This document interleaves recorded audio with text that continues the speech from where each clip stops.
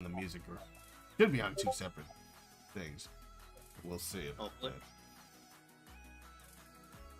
Well, hang on. Maybe I can fix that. Just get isolated audio. That way I can turn the music down and don't have to turn you guys down at the same time. Like, you know, I used to do. It looks like you're live. Oh no, I just got a message from the from Discord saying that we put a thing up. Yeah, our stream is up there. Great. That's the right date. Excellentro. Hello everyone. This is Roadless and welcome to yet another Variable Productivity live stream. Like I said earlier, I'm Roadless. Just in case you forgot. You didn't forget. You remember me. Let me know if the music is too loud or anything like that. I want to make sure that this goes smoothly. Let me know if the music is too loud or anything like that. I want to make sure I'm coming through. That's good. Alright, so today we're going to be doing some texture work. I'm going to be doing texture work on a couple of things. I'm going to play around with some of the UVs for Amy. There were some issues with overlap last time. I think I have a solution for it. And we're going to just sort of try that out. And then once I've gotten to a place where I'm happy with Amy, I'm going to move on to doing some work on some buildings that we've been making for our game project. You'll be seeing them shortly. So yeah, we'll just jump right into it. And away we go. Let me go ahead and just switch You ever find it weird that Amy is the only Mobian character in the entire franchise with the last name? Yeah, because Cream the The rest rabbit, are just Blaze the cat. Even Blaze, who was a princess, she's just the cat.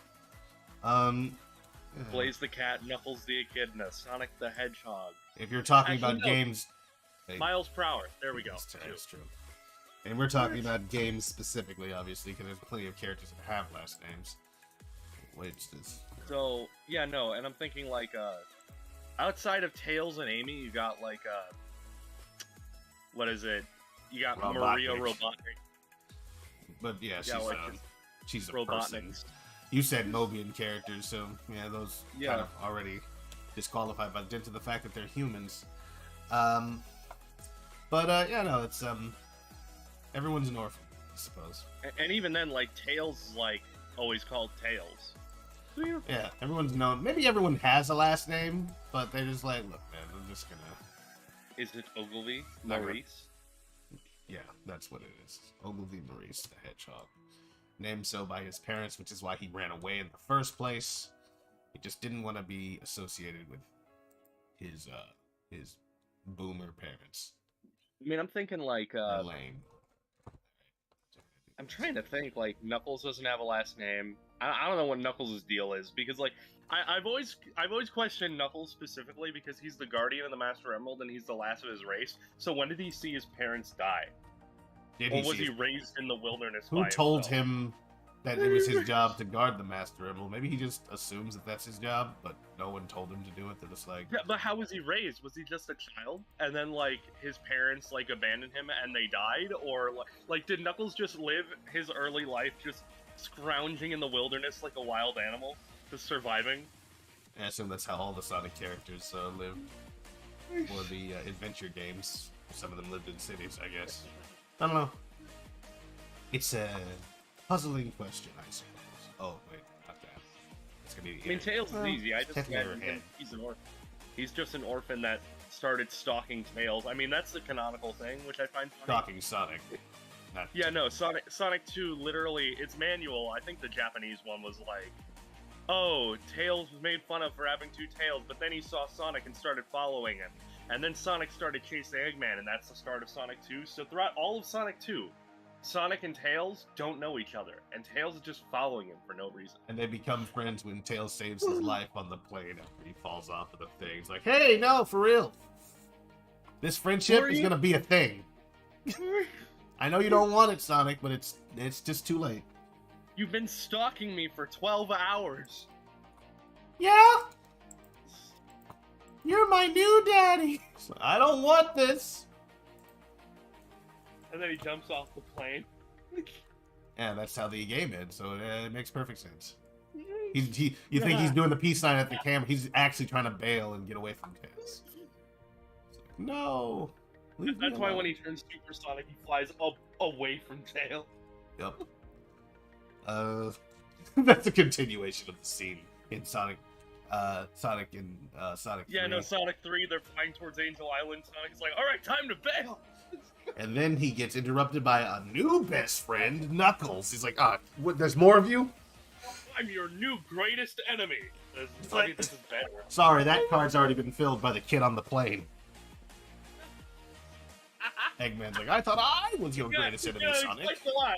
Sonic just doesn't want to be around any of his friends because they're just people that keep trying to insert themselves into his life without any introduction. He's like, go away! Like, look, I got... Okay. Amy... Tails is stalking me. Knuckles... I mean, I tolerate him, but then, like, friggin'... You know, since Knuckles doesn't want to hang out with Sonic at all. He just... You know... He's all like, you know what? You're on my level, Knuckles. I don't like you, you don't like me. We stay away from each other. I do miss that dynamic where they actually like didn't like each other that much. Well, you know. Now they're bros. So I guess this will be okay. So this is her head first. That'll include her eyelids too. Because I wonder if the Sonic movie 2 will have Knuckles just flipping switches everywhere randomly to make random stuff happen. Maybe to impede Sonic's when they progress. get to the what's it called? Freaking temple or whatever. I know this. This is my temple. Or no, I don't. I don't know. Maybe he's never seen it before. That is eyelids. Let's do. Maybe eyelids should be separate. Maybe they shouldn't be a part of the head because I don't want to actually. You know what? They won't be. Okay. This is gonna be a lot of different materials here. I'm separating these things out here so that when I put them onto the into the drawing program that I use, what's that program called? Substance Painter. That way, they don't, like when I try to color one in, I'm not coloring other things. Like I had like an overlap problem last time, even though everything was separated out into islands, they were still technically in the same, like, UV. So UV layout. So this is what I'm gonna do. I'm gonna basically have these different islands. They're gonna be separated into different materials, and Substance Painter will recognize that, and each one of these things will still have the same layout, but the textures won't overlap. So that's what I'm gonna go ahead and focus on now. I mean, the colors won't overlap because they won't be interacting with each other. It's a little extra work, but it'll keep these things separate. What I'm going to do after that, I plan to kind of bring them all together and sort of layer them on top of one another, if I can do that. Hopefully. If I export them as a PNG, maybe I can just layer them on top of each other in like GIMP or even, Photoshop. And then they'll all just sort of line up because they're the same UV layout.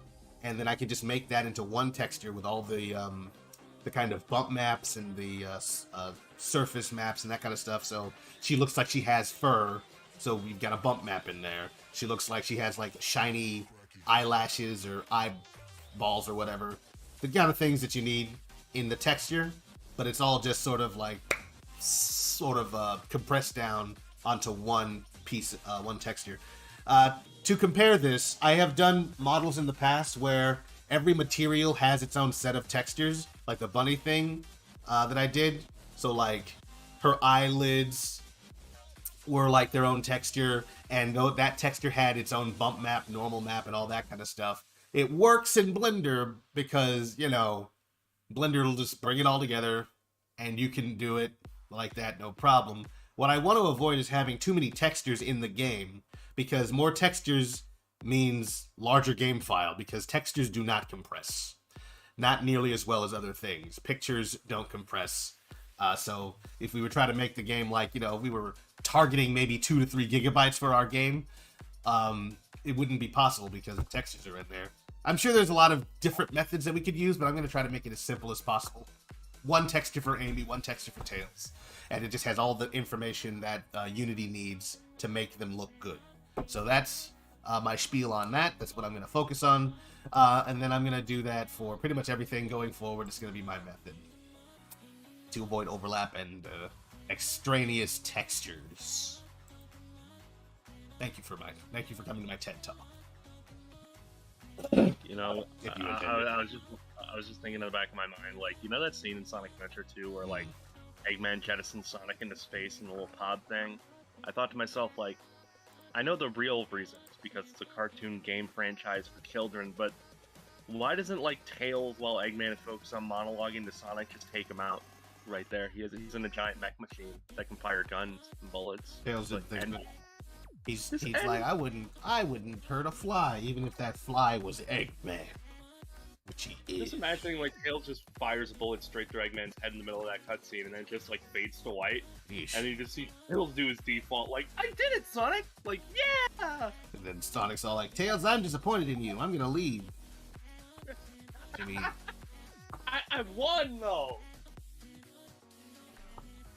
We don't kill Tails. What is it? What is it? The Justice League? No.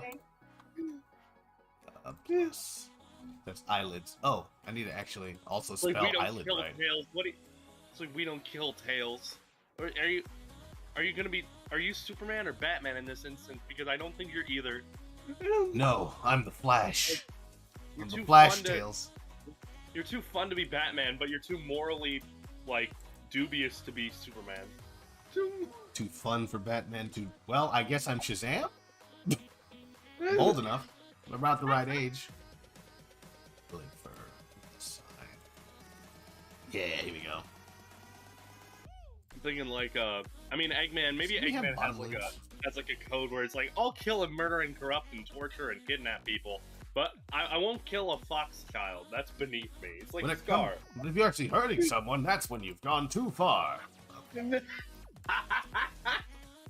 Right, eyelashes. That's why I'll nose. set off an explosion to kill them. I'll send off my robots with bullets to shoot them. Yup. I don't see any problem with that. No. Wow. Let me just flip this in. Eyelid. I was talking to you about this a moment ago before the stream, but I recently watched a video that was just decompiling the Sony Spider-Man licensing, or not licensing, but like the movie rights and what they're allowed to do and what they can't do and what, you know, all the characters are allowed to be and that kind of thing. Turns out the document goes through a lot of details, just exhausting detail.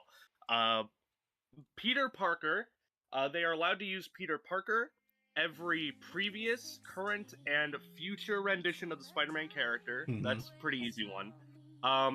For any character other than Peter Parker, though, that variant of Spider-Man needs to be wearing their exact costume, have their exact power set, exact name, and origin, with no alterations.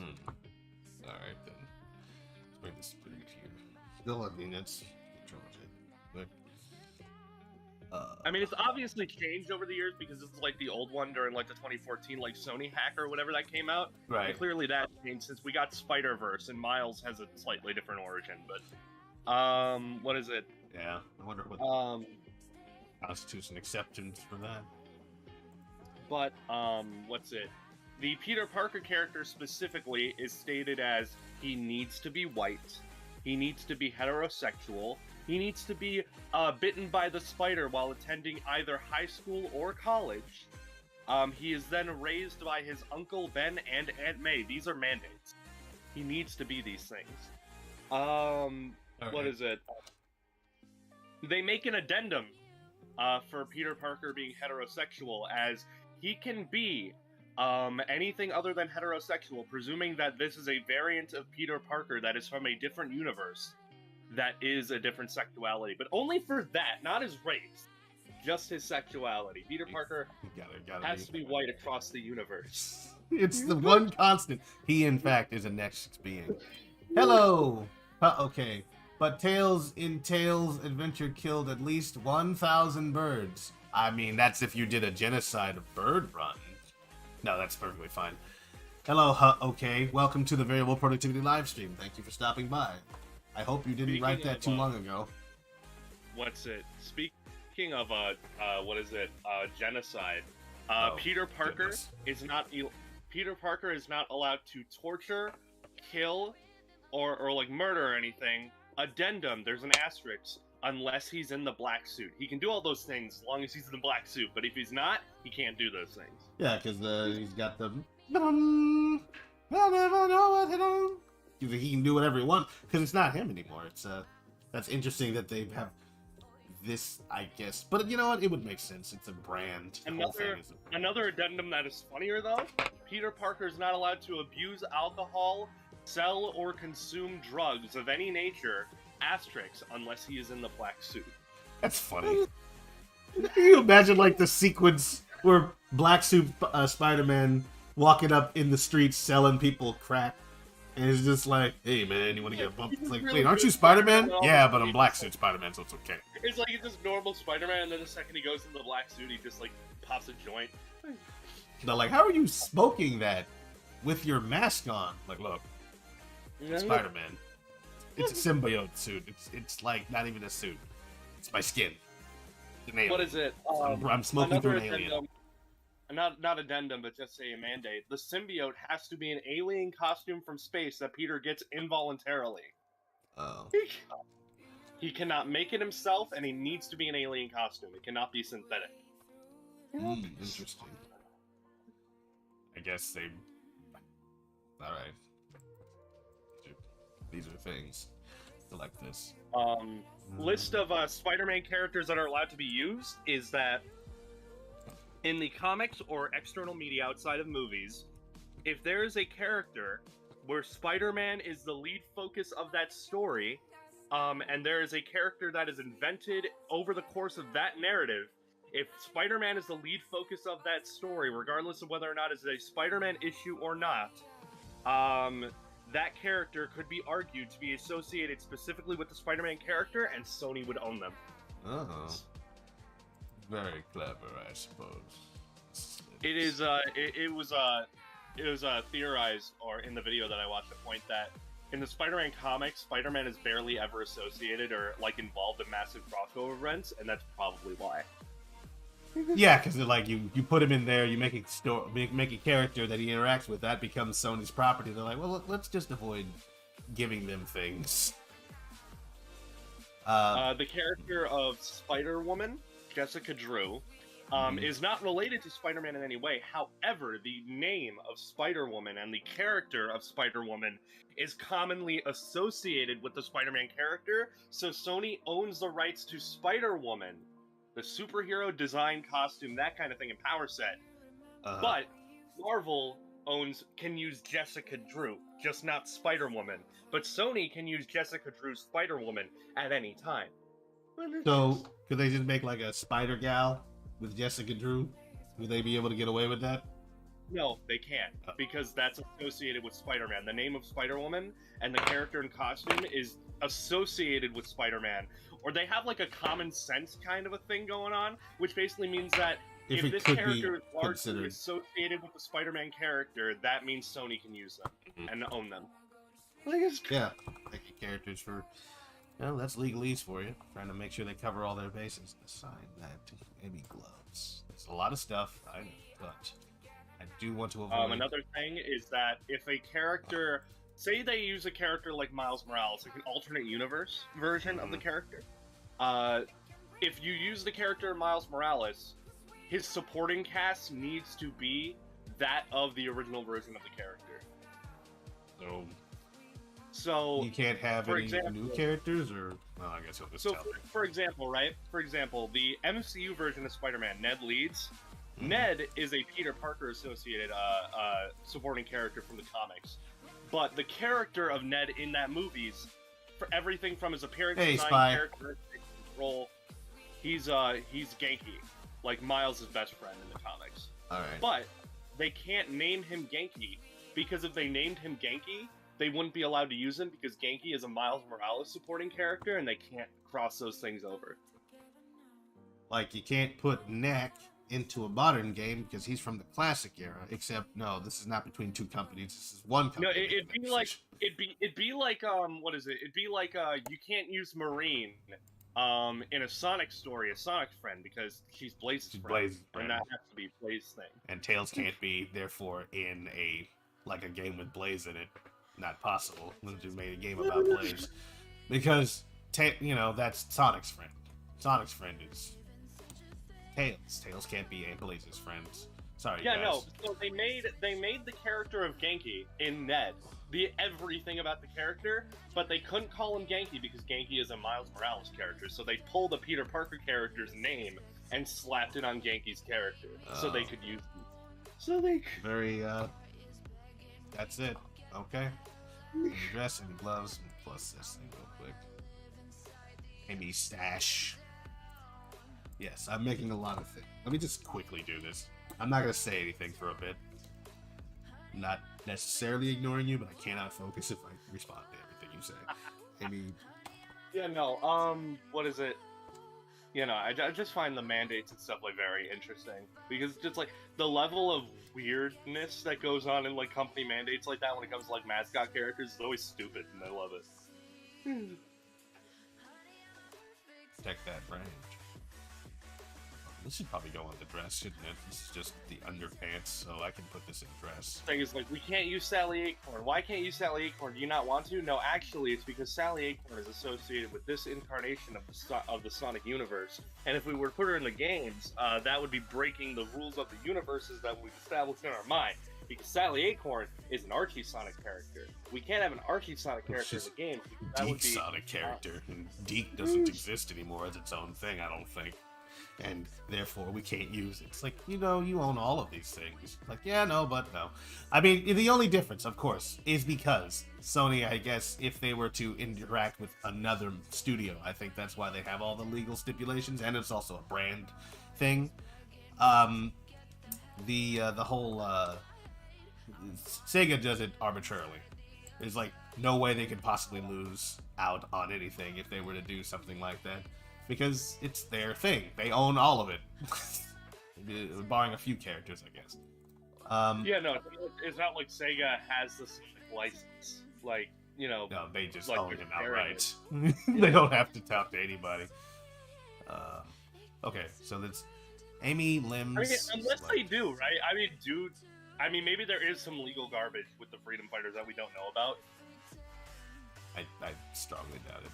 Like, they're still, like, copyrighted to Sega of America. As far as I know. Some of them don't belong to them, because, you have, I think... Fiona might belong to somebody else, because she wasn't in the original Freedom Fighters. She's, like... Yeah, she was, like, a joint creation. I'm assuming that in the early comics run, at least, like, the early characters of Freedom Fighters, like, the original ones, those characters were made under the pretense of they are made for this comic, and those characters are automatically sucked into Sega. Like, you own these characters, they are made with the Sonic IP in mind, so all characters, original characters made for external media, go to Sega. Mm-hmm. So, I'm gonna do Amy Gloves like this. Does that mean Sega owns the rights to Tom Wachowski? Or Wachowski, whatever? They probably don't. That might be something that belongs to Paramount. Because Paramount is leading on the film part. That's a little bit different. Like, Sega... Like, I think Paramount asked for the rights in this particular case. I don't know exactly how it works with Deke Entertainment or Sylvania or whoever was in charge of that stuff. And I'm not going to spend a lot of time thinking about it. Once again, gotta get back to this. But yeah, whenever you're dealing with that kind of cross-brand stuff, then yeah, it certainly belongs to somebody. I wonder if...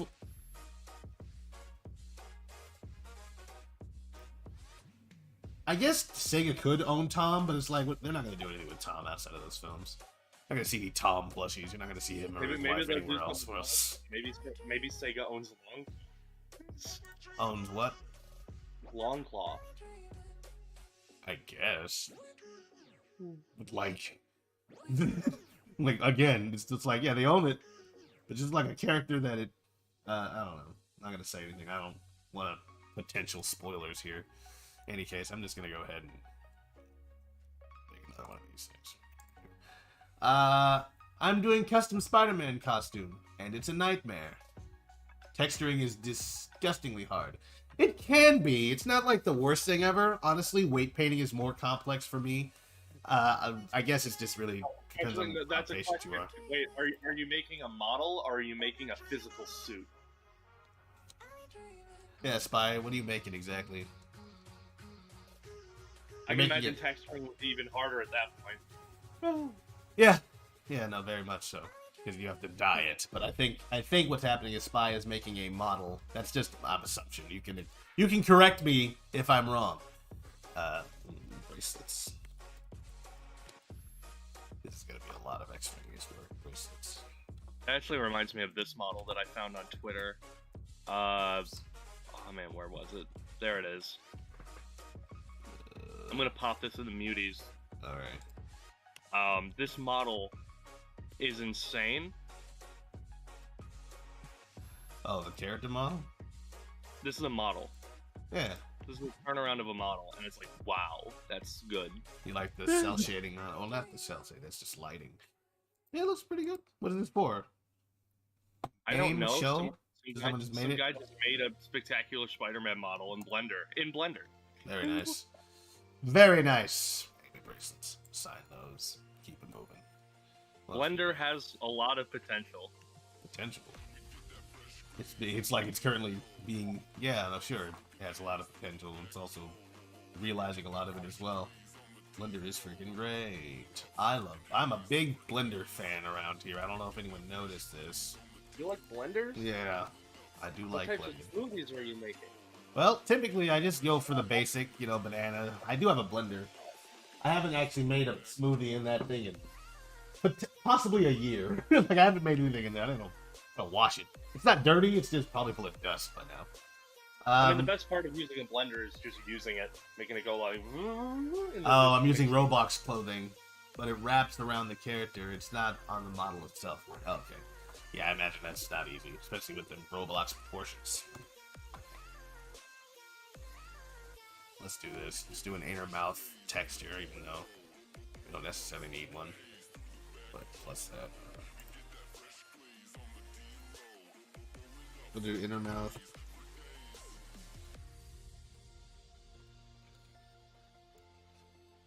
Amy inner mouth. Did you see the music video? The Sonic music video? Oh, with what's the guy? Not Lupe Fiasco. Kid Cudi. Where he's like in a little pixel man, just doing a weird dance while he flies around. Man, I don't care about that weird stuff. Those Sonic sprites look really good, though. Like, why is this man turning into Robotnik? What's this about? He just likes to fit, I guess. He's not, like, in it to be Robotnik. He really wanted to be in the Eggmobile. So I just wanted to be in the Eggmobile, and I had to justify that by, becoming the villain of the story. Even though I also shoot Robotnik out of this... Whatever. It's fine. The music was nice. It was, at least an original song, so that's good. Didn't sound like it was something else. Somebody was calling it, like, rap music, and I'm like, that's not rap, though, boy. It's just, like an R&B type thing. Or, it wasn't exactly rap, no. It was more like, more R&B. No. I haven't heard the song since it was not memorable, but I remember enjoying the music. I'll have to listen to it again. Well, I wasn't even focusing on the music, I was just focusing on the sprites and how they look a lot better in the first movie's music video, which looks like hot garbage. We're cruising with the top down, 4th of July. This. I can't get Fire Out into the Sky out of my head. That's not even related to this. I just like that song. Yeah, no, I'm thinking the first movie's like pixel art is disgusting. The second movie actually had from the looks of it, people that knew what pixel art was. I mean, I like the Sonic sprites. If I played a game with those Sonic sprites, it looks nice. Yeah. Is there anything within her mouth? About muzzle? Maybe one day when Sega decides that maybe they want to make good money, they'll make another classic Sonic game. Maybe. They'll think about it. Or they'll just get their act together and make a game that's fun. A good 3D game, they'll work on it. They'll do it. They can do it. I know they can. They just haven't yet because Well, they've been afraid. They've been afraid of their own success. Now it's time to prove. I think they're afraid of the Z-axis. I don't know why they would be. The Z-axis can be your friend if only you would let it love you. Like, I think I got like an extraneous. That's not. I mean that, or they're like, okay, we made the game 3D. Let's put in 12 different playable characters, sir. Sir, that's stupid. Please stop forever. That's because please don't. Inner mouth. I mean, what is it? Sonic 06 had 16 different gameplay styles. It did, and it shouldn't have, and that was a mistake on their part. Assign this. Like, every character needs to be different. It's like, you can't just have like a reskin of a pre-existing character and just give them one new ability. It's like, no. Like that would have been simpler. Different. I guess technically that's what kind of Blaze was. He wasn't like outrageously different. Man. Amy head fur. Amy knows. I really don't have high expectations for Sonic Movie 2, but new game? Maybe. That's an interesting take. A lot of people have opposing opinions on that. I will give both a chance. That is just going to be my stance, and I'm sticking to it.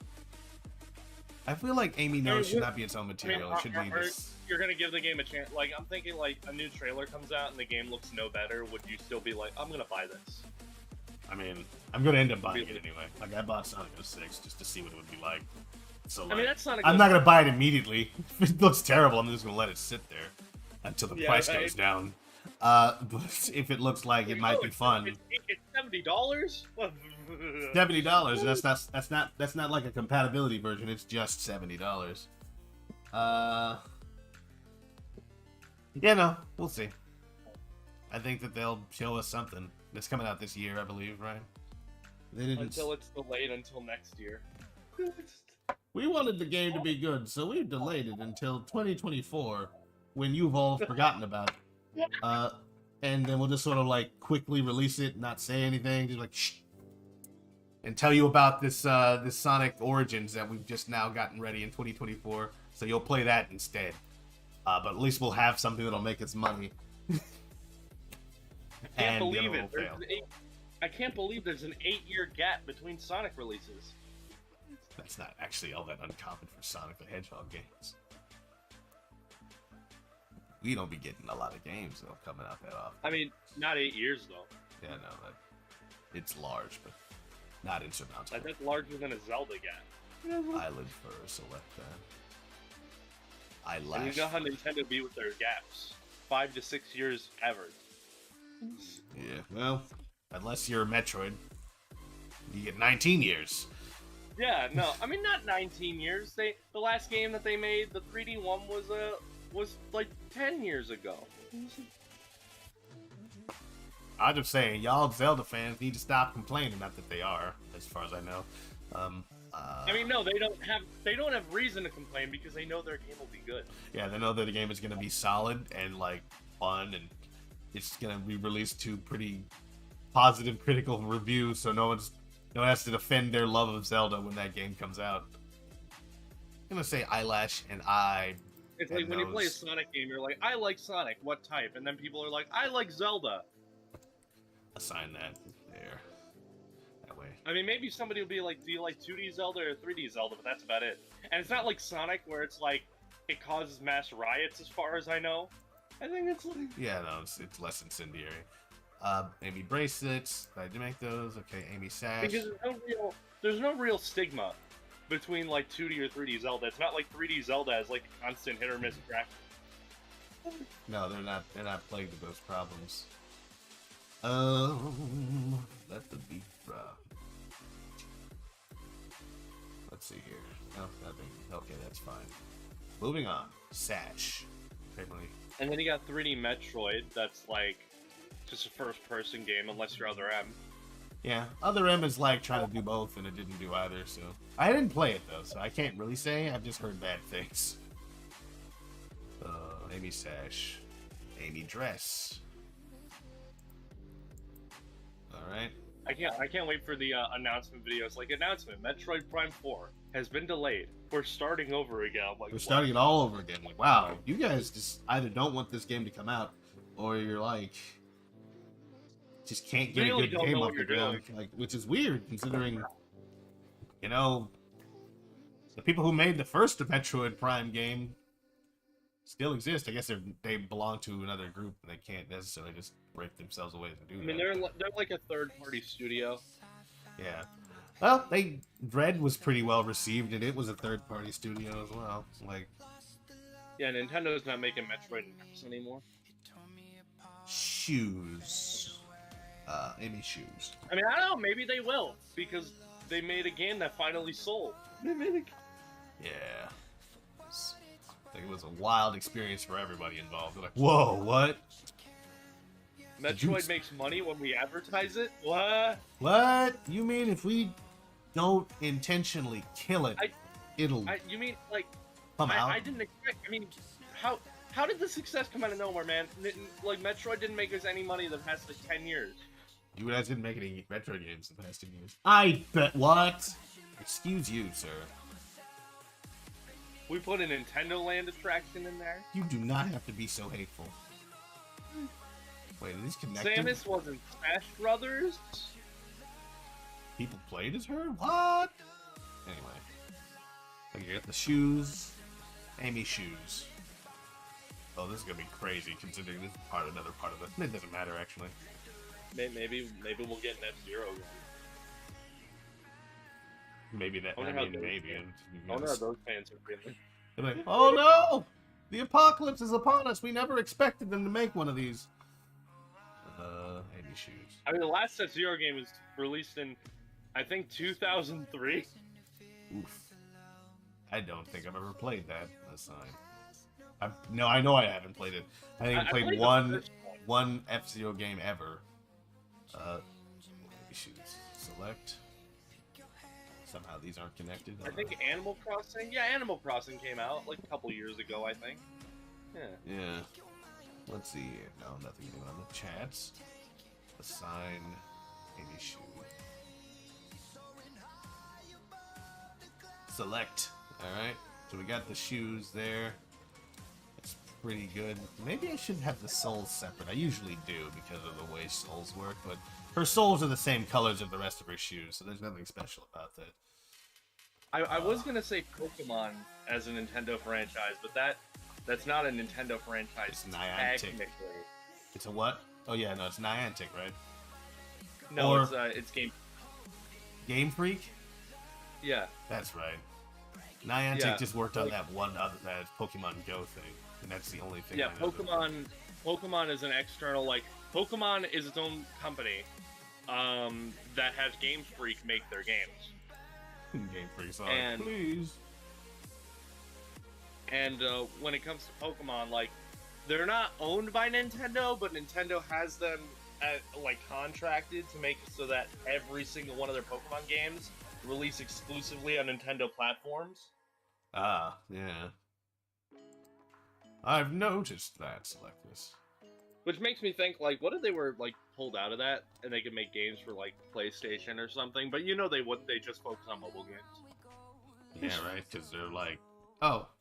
Yeah, I mean, they make a lot of money, but they do not spend any of that money on, like, very much R&D or making things better. But if they had, like, more powerful hardware, maybe. Hey, PJ, how's it going? I mean, we're talking about... Money. Why are y'all ain't talking? You can't hear us? Wait a minute. Are we not coming through? Hey, how's it going? Oh, that's we're talking about... No, we're talking. Why are y'all ain't talking? You can't hear us? Wait a minute. No, we're coming to the stream. You can't hear... You can hear the music in white, PJ? Or are you muted? Did you mute our audio? She wouldn't... They wouldn't... He wouldn't... They wouldn't hear. I like that. Are you... Is your... I'm gonna ask... Is your stream muted?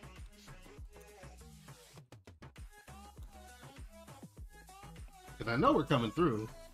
Spy can hear us.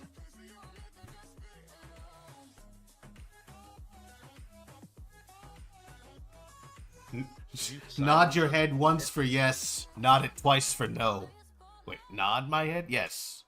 Nod my head, nod your head, Rodolus. If you can hear us, nod your head. Nod your head like this. Oh no. Wait, am I coming? No, I'm coming through. Yeah. Yeah, I just hear the background music. Oh, is it loud? How loud is it? It might be very loud. Testing. I just hear the background music. We're way louder than the background music if you listen to the stream. We're a lot louder. I don't know why you can't PJ squared. Like, I don't know what's going on your end. Because the music is on. I can hear it. Like, but it's not that loud. Like, I don't know. Spy nods. Thank you, Spy. Very much appreciated. And you still can't hear us. Make sure that you're live. Though, to be honest, we've been talking this entire time. There hasn't been really very many dips in, like, talking.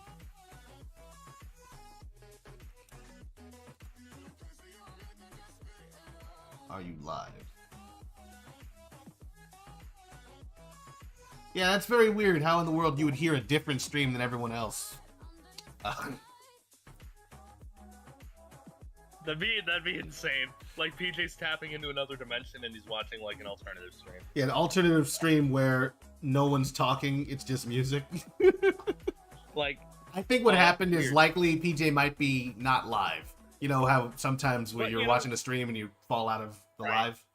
Right. PJ's responding to my chats, but not to me. Yeah.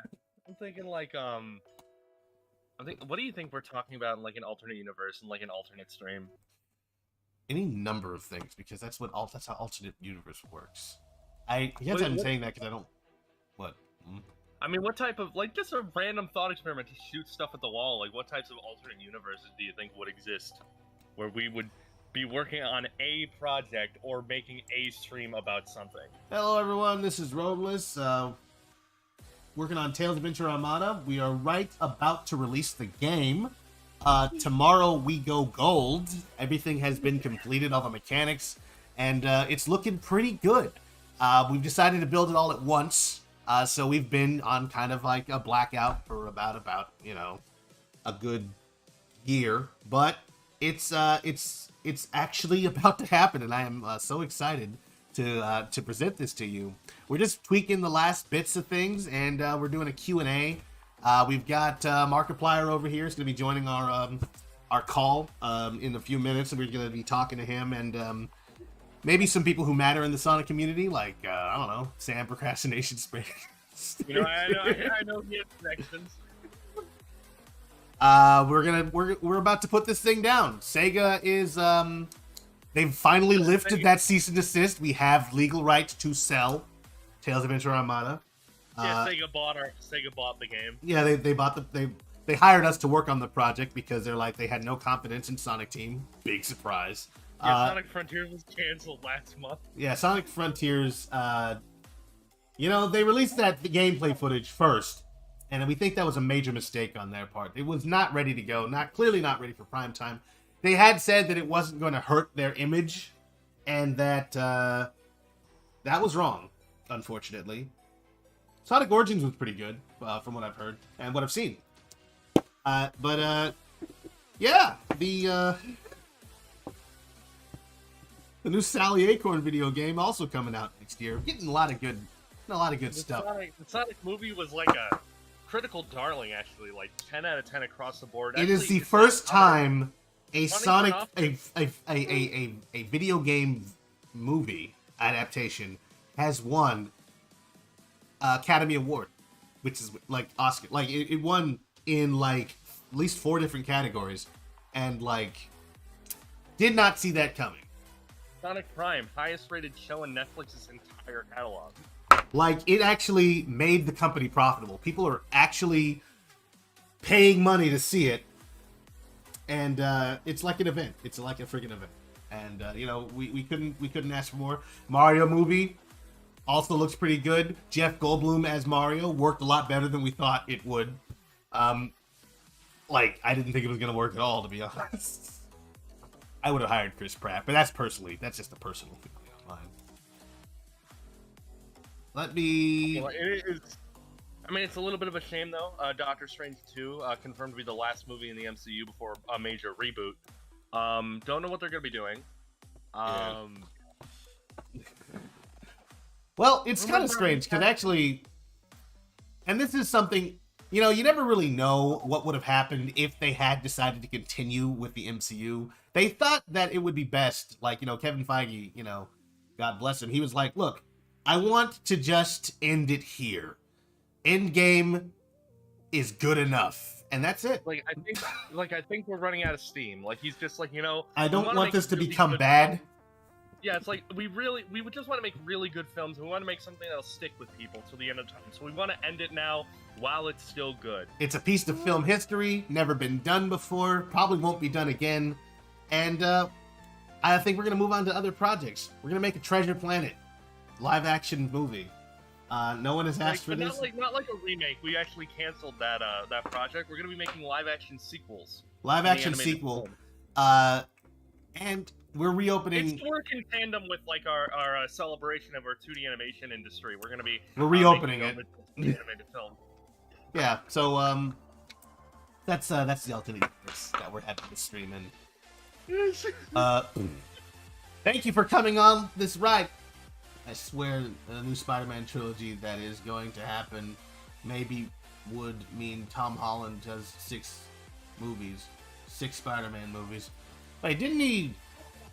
I know at one point he was saying he might not, or like he's gonna retire his, like not do the Spider-Man thing anymore, but then like he changed his mind. I don't know what happened. I mean, anybody at Disney will change their mind eventually. Money is tasty. It's food. So I'm thinking like what's it? Do you know that Sam Raimi's in the running to direct it? The Spider-Man, like the new Spider-Man trilogy, again Marvel. Oh, this is actually real world. I'm like, yeah. Wait, we're not. No, it's not a bit. This is real. Oh. I'm like, what? Oh, interesting. Like, did he sign on, or is it just that people were thinking that, like, he's in the running? He talked about how he wants to, like, basically make more Marvel movies, and he talked about wanting to go into Spider-Man again. Oh, okay. Well, of course he does. That was not only lucrative; it's something that he was pretty good at. So, and he loves Spider-Man. Or yeah, like right, he wants to do it. Look, you give it to the guy who wants it, right? He wants to make it. He enjoys the franchise. It doesn't get better than that, particularly. So, and you'll know it'll be a glow for his career a little bit. Yeah, that's the last thing that freaking Sam Raimi directed. Probably something pretty good, but I haven't watched it. Oz? Huh? Like Oz, the Great and Powerful? Oh, really? Okay, never mind. I did watch that. And I'm like, okay, chill. Oz, the Great and Powerful. But staying close to Favreau and friends. Okay, let's do this. I have spent too much time on this. It shouldn't take nearly as long as I spent on. It would be really awesome though to see like a new Sam Raimi Spider-Man trilogy. It would be weird though, a little bit. Yeah. I would love that though. Considering like the end of No Way Home or whatever. I don't know if it's okay to talk about spoilers or not. At this point. Well, Jinx isn't here, and most likely isn't going to watch the stream, so go ahead. And it's also been weeks, like months since that movie came out. Months. It's on Blu-ray now. So what are y'all talking about? I'm on my phone now, and it's interesting. I can hear you. How many minutes have you been on? We've been on for like at least. Minutes. Yeah, we started before 12, I think. Or maybe I didn't. I don't know. Hang on, let me reload this thing. 48 minutes.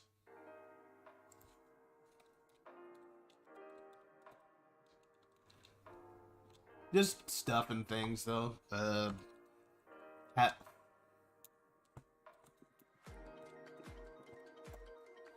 We've been on for about 48 minutes. I'm saying these things and I'm typing them, but you can hear me. I don't know what I'm thinking. Anyway, I guess the typing it gets there faster because there's no delay. But, yeah, we're gonna call this Amy Flower. Right now, I'm working on just separating out the UVs for this thing, so that they don't overlap when I'm coloring them in. Amy Flower.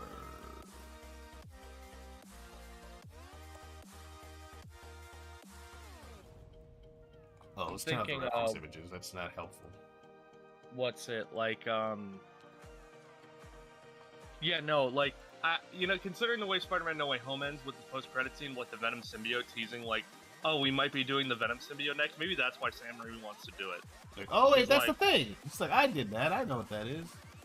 It's like I didn't like Venom, but let's give it another shot. Yeah. Let's do it right this time. Get it right, get it tight, do it all a night. I don't know. I can just focus on Venom. I don't need any other villain. No, and then he joins in, and they're like, we really want to put Scorpion in this movie. Oh, like, no. It's happening again. No. It's my nightmare revisited. Alright, so let's see here. I think I've selected everything on Amy right now. At one point, everything was this, so... Oh, that's Amy's tail. I guess that can go into Amy. That can give you a part of her body for... Yeah, whatever did happen to the Scorpion post-credit scene?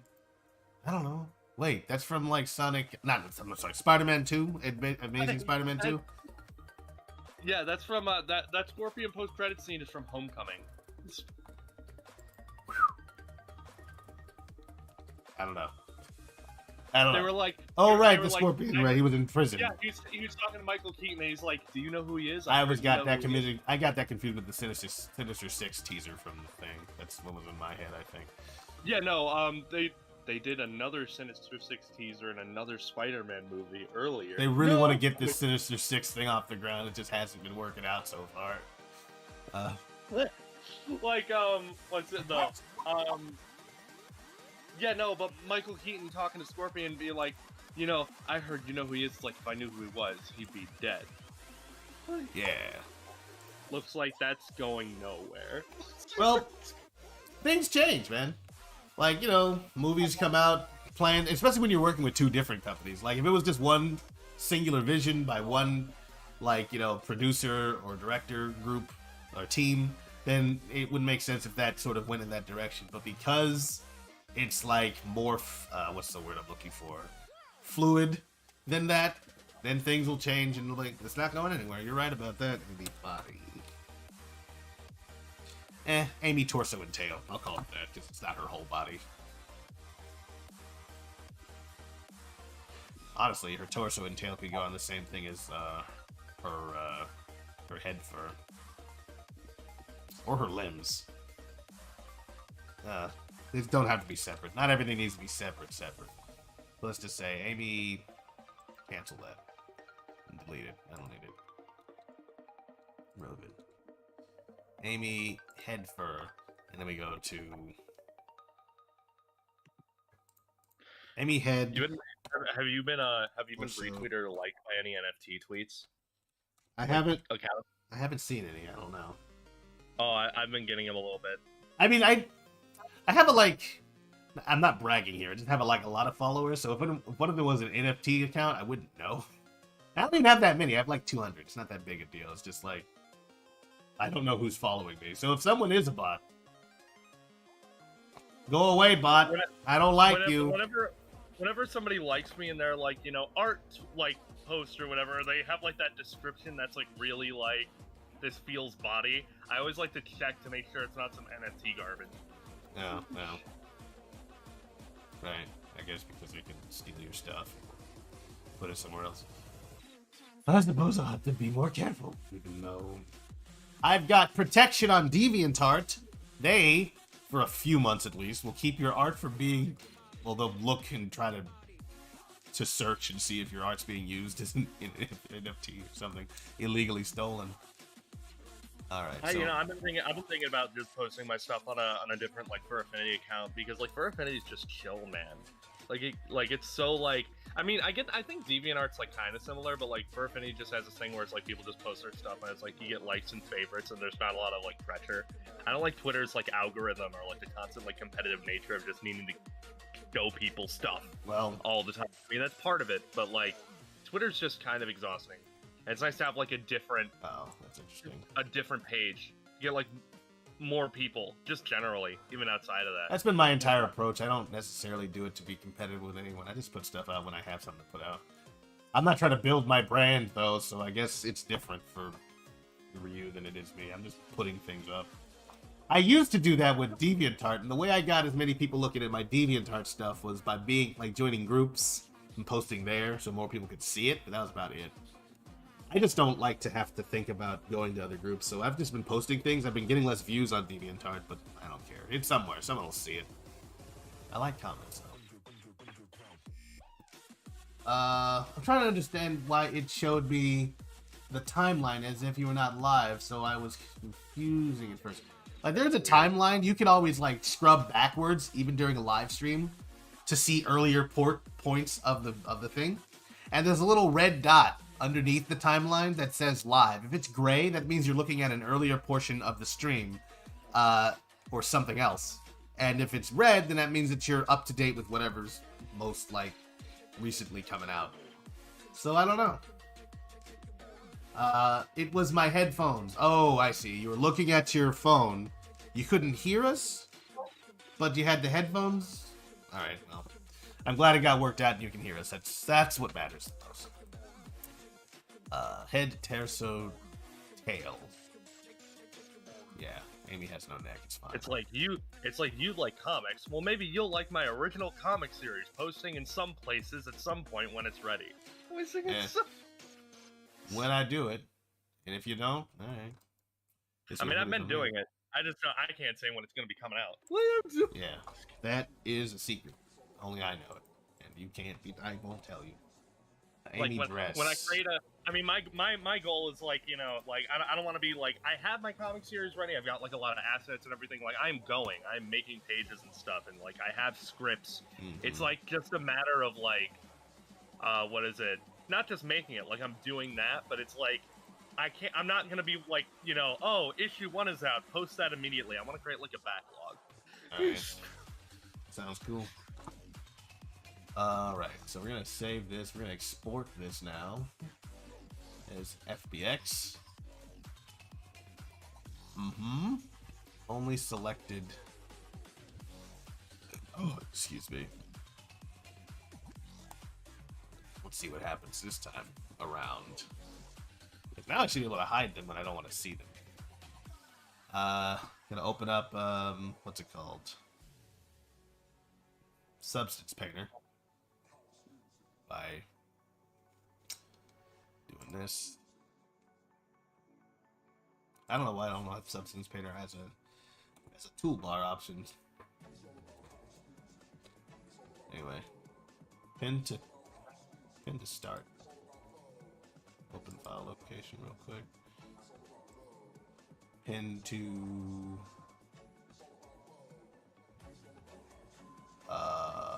create shortcut.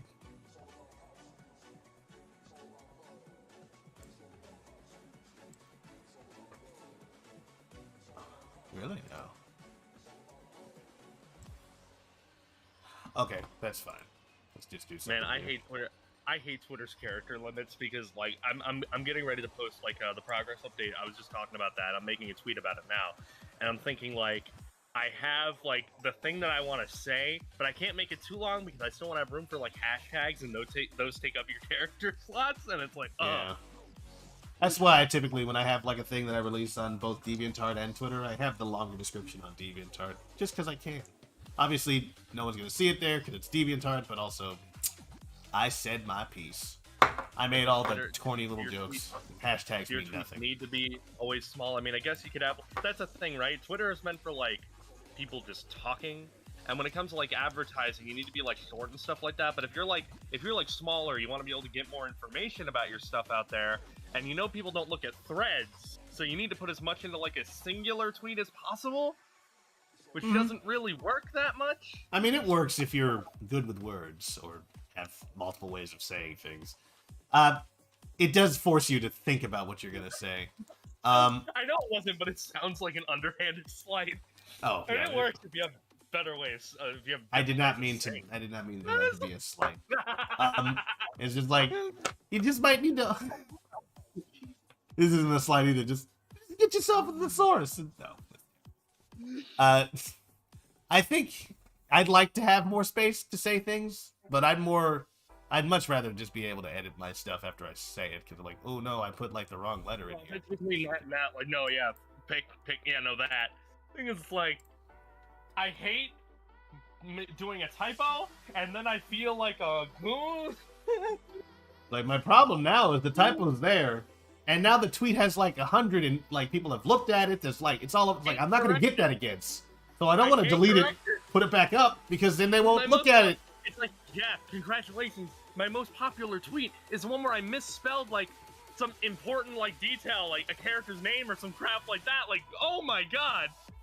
Hang on, let's do something here. Let's grab a. It's like, look at that, guys. Tales Adventure Armada, most popular tweet. You misspelled Tails, but now that's what people see. People see it. Mm-hmm. Of course, that's why whenever I tweet on Tales Adventure Armada, I do spend a little more time looking at it. I'm like, okay, I mean, run it through I do the spell checker, just like.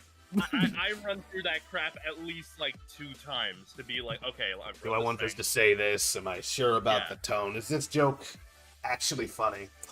That kind of stuff. All right, we're gonna open up Substance Painter, like I said earlier. In order to do so, we're going to be jumping into. We're gonna just display capture now. Please, okay, close that, please. Then we're gonna open up display capture.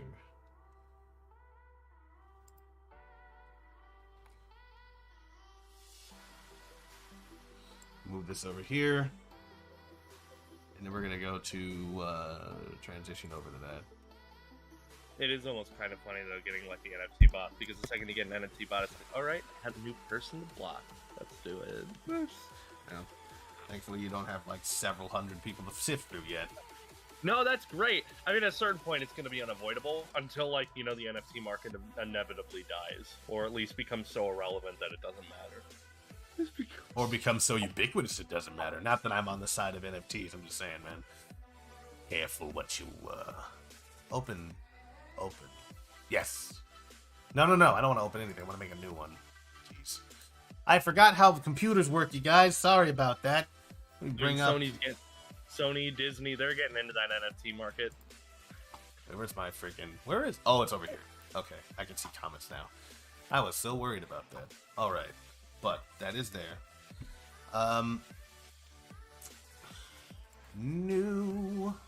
DJ can hear us now. That's nice. It's important. It's important. 2048. And we're just gonna select this FBX that I made. Open. Okay.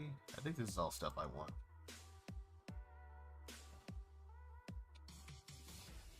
Oof. Oh, I guess it didn't bring her eyes along, because why would I have? I'm not going to be using this method for her eyes at all. Alright.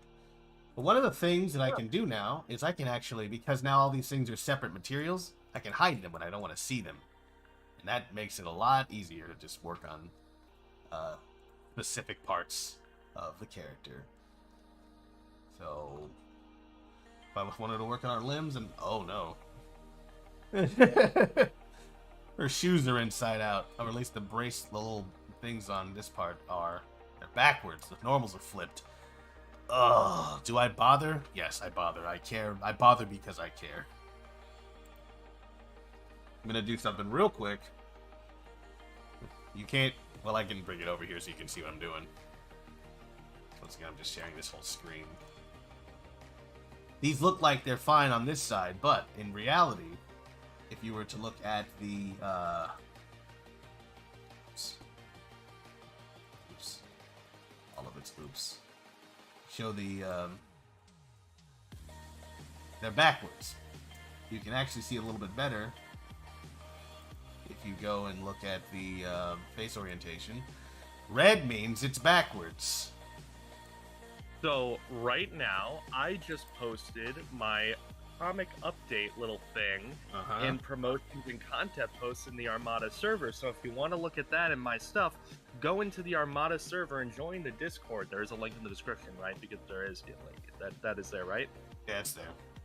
Okay, go into the link in the description to go to the Armada server to check that stuff out in content posts and the promotions channel to look at my stuff and maybe give me follow me on Twitter if you like that stuff, and also look at the other channels to look at the game progress and update for this game and stuff, because these people are making a game. You should look at that too.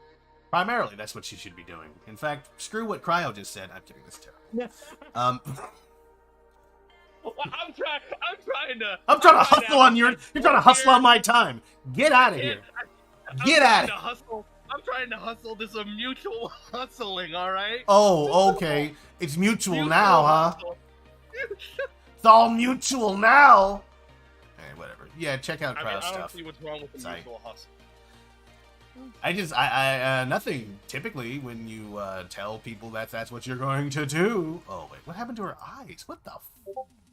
Okay, so preface this one, mutual hustle. I just posted that same thing in Rodalus's Discord server. I don't know if he's got a link there, but if he wants to, he can put that there. I don't have a link to my personal usual. If he wants to use this, if he wants to use this server. Oh man, what do you use this for? I don't use it for anything. It wasn't even made by me. What's the guy named? Tracer made it, and he gave it to me. Wow. No, I didn't make this. I guess it's there, and I could, but I'm like, I've never planned on having one. It's there, but you can go and check it out.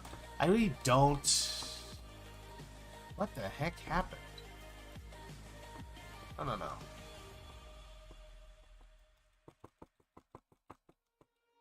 No. I undid. Oh. Why did that... Okay. So very strange. I didn't realize I had moved the model and that had even happened. Okay, fine. We're gonna undo this then.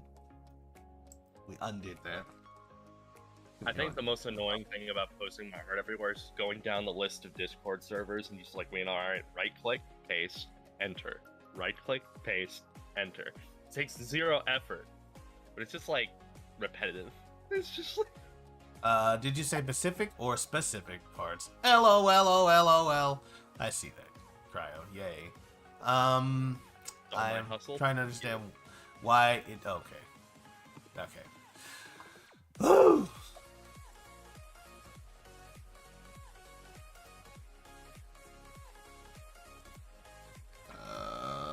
Alt... In? Yeah, recalculate outside. In a bunch of like, I'm just in a bunch of like old Sonic servers that I joined at some point, but they have like a promotions channel, so I just like dump my stuff there. People are not looking at my stuff here, but it's just a place to shove it. I feel that way sometimes. Or, because like people are in a Sonic server, right? They only care about Sonic, but like it's a place to shove it in people's faces, so maybe somebody will look at it. Maybe.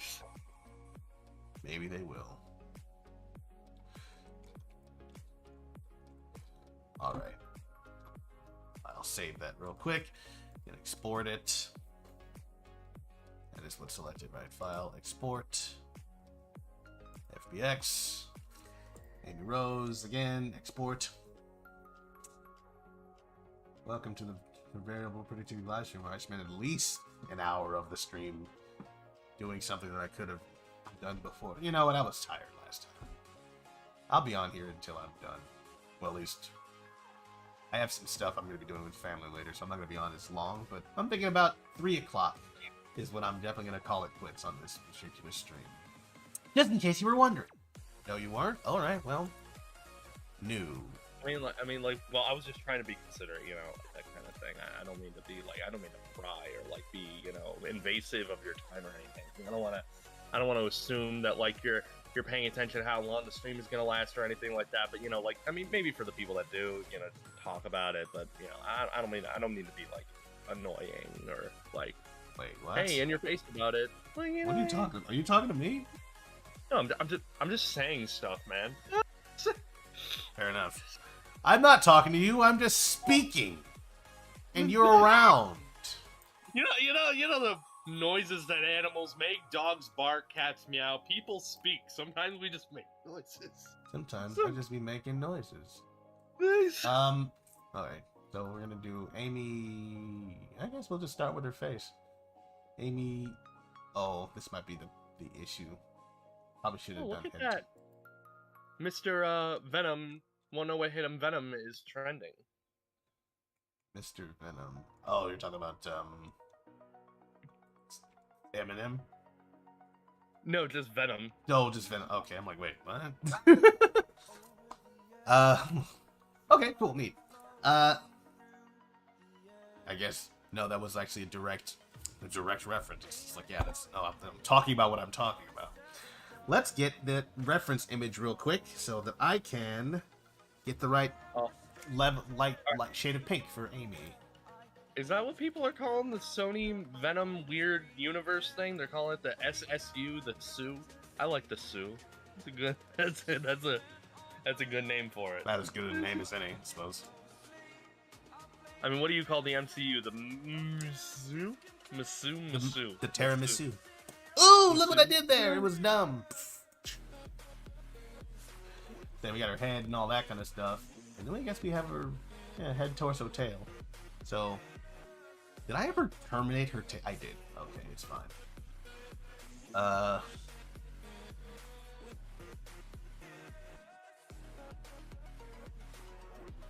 Get that color going. So this remember the Dark Universe? Oh yeah, the Universal Dark Universe. Yeah, I remember that. And I know that one movie didn't do well, and they're like, well, that's it. Not gonna try again. We're done. Like, you can just make the movies, and they don't have to be connected to each other. I would love to see some of those things, like The Mummy, like a new Frankenstein or something. Frankenstein. Why not? Something to Dracula. wash my palate clean of I Frankenstein. That would be very much welcome. Thank you. That or like a new Dracula. What like Universal monsters are there? You got Werewolf Man. Wolfman. Wolfman. Wolfman. The Guillermo del Toro Wolfman was pretty cool. Well, at least I liked the way it looked. If nothing what else. if like they made it like a period piece where it's like a modern movie that takes place in that time period? Like the Guillermo del Toro Wolfman movie? Yeah. Like that? Sure. Yeah, like that one. They surely should have done that. In fact, they should not have set any of it in the modern day. The Mummy should have been like a period piece, like the other Mummy that they did with Brendan Fraser. They should have done that again. Just gone back into a bygone era where it's just a crazy romp through like an adventure setting. No, that's what they should have done for sure. What's going on with her? Okay, her shoes are looking okay-ish now. Those almost look like somebody wear them. I like the kicks, Amy.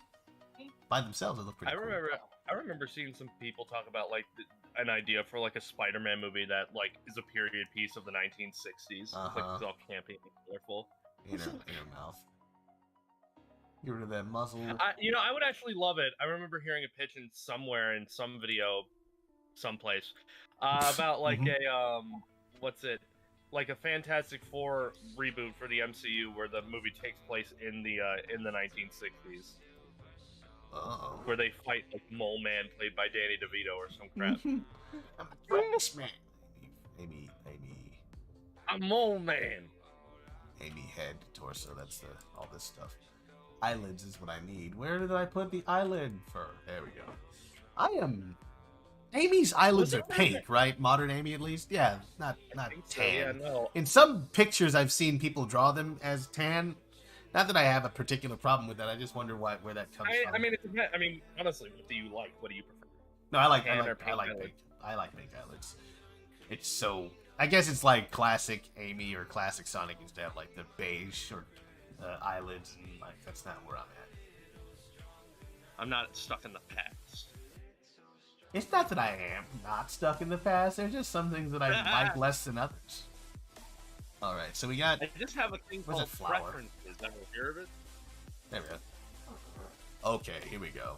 Now I made the inner ear. Oh, I should not have done that because they're gonna overlap like crazy. Oh well. Base color. I should have. That means I have to redo this if I.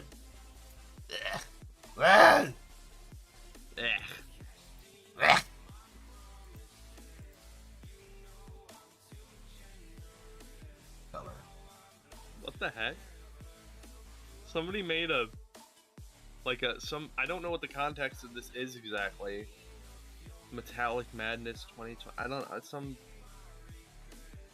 I don't know what this is, but Silver the Hedgehog versus Agent Stone in some sort of like political pursuit or something. It's what? It's like a political thriller with Silver the Hedgehog and Agent Stone. Sounds wild. Like, I just found this piece of art related to that. I'll take a look at it in a moment. There is use. Vote for Silver the Hedgehog. Okay, that's funny. It's no use. It's like, it's some use, is what he should have said. Because it's like, hey, I'm Silver and I'm running for Senate. It's Metallic Madness. I don't know what this is. Metallic Madness 2022 Final Tour Games versus Media Division. Oh, okay. Is it like some sort of weird, like, what do you like more? I have no idea. It's I'm not gonna say Silver the anything. Hedgehog versus Sonic the Hedgehog versus Agent Stone. Like Agent Stone from the. I hope this isn't Sonic some sort of movie. roundabout spoiler to the movie, and they're just all like, "See, this was a part of it." I doubt it. I don't think so. Yeah, it seems like a dumb thing to include, but I don't know. Yeah, Silver. It's like, man, if Silver is in the Sonic. Woo! No one saw that one coming. It's just in the Sonic movie, and it's like, oh, what? Silver? Like, that's who you brought in. You bring in Silver. Also, no spoilers for the movie if anyone here has seen it. We're not talking about any details of the film. If you know any details of the film, that's nice. Keep them to yourself. Thank you very much. All I want to hear, I don't even want to hear if you liked it or not. Just don't say anything. Yeah, right. Don't spoil it. Then I'll know if this person liked it, so it may rise my expectations. I don't want you, because I don't know what you like. Maybe what you like and I like don't line up. I don't know. Okay, so this is where the inner ears are. But of course the problem is they overlap with stuff whenever they're on the same layer. I did find it funny seeing the Sonic Twitter do like the no spoilers thing. That was funny. I even avoided those. Like, I know they don't have spoilers in them, but it's just all like, I don't even want to be on I don't want to see the comments on it. I'm just thinking to myself, how long was that made in advance because somebody animated it? It's probably not very long. Maybe a couple of months ago, maybe even a month ago. They knew when their movie was coming out, so they created an entire campaign around its release. So it's very likely. A campaign that won't leave you anywhere. Leave you anywhere? It just won't leave you alone. Oh yeah, I see it. I was like, wait, yeah. It won't quit. They just keep doing it. Like, hey, here's more. It's like, I don't need more. I was gonna watch it anyway. Who is this for? I guess people who were on the fence about Sonic. You just walk in your condo and there's a poster on your wall. Like, I didn't buy this. You get like a display. Who came into my house? It was me. It's just Eggman. It's Ben Schwartz. Ben Schwartz is just standing in your house. He uses a ring to teleport. I was like, oh, those are real? Word? That's insane. All right, let's get another color here. All advanced species use it to travel through the planets. Are you trying to say something to me right now, Ben? Are you trying to start some static up in here?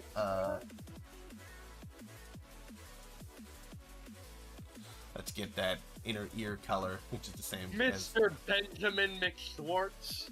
Mr. Benjamin von Schwartz. Yeah, I should be able to just color this in. Do you think you could just swap John Mulaney and Ben Schwartz in you just have Ben Schwartz voice Spider-Ham in the sequel? Do you think you'd notice? I think I think I would, yeah. I don't think that wouldn't go unnoticed. They don't sound exactly alike. Just similar enough. Okay. Alright. I hate to do this to me and to all of you, but I gotta redo this now. I gotta one more time. What? Redo Amy. What? The entire project. Oh, yeah, that ain't happening, Chief. But like anything that interacts with the other thing and it's gonna be a different color, it just needs to be separated. And I mean, I know there's probably a better way to separate these things out. Like maybe there's a select tool or something. But the easiest way for me to do so far is just like Amy in her ears. Let's do it like that. Or make this a part of Amy muzzle. It's like we're gonna do another pivot. Tales of Adventure Armada is a tactical RPG now. Tactical muzzle slash ear,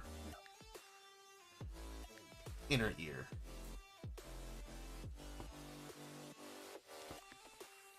It's a tactical first-person shooter, yeah.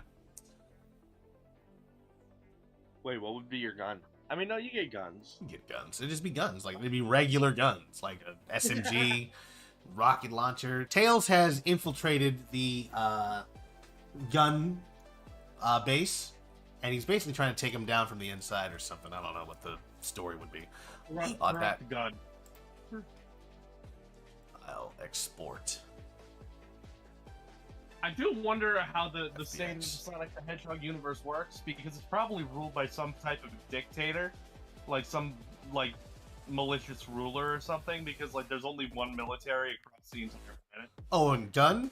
Well, it's okay, so it's been explained in different canons. So in the games, I don't know how it works, but in the canon, Guardian Units of Nations is literally just that. It's like a UN fighting force. So it's it's a United Federation is the governing body for all humans. It's got kingdoms, it's got nations, and it's got all that kind of stuff. So Princess Elise and President, whatever the freak his name is from Sonic Adventure 2, they all sort of rub shoulders and work together.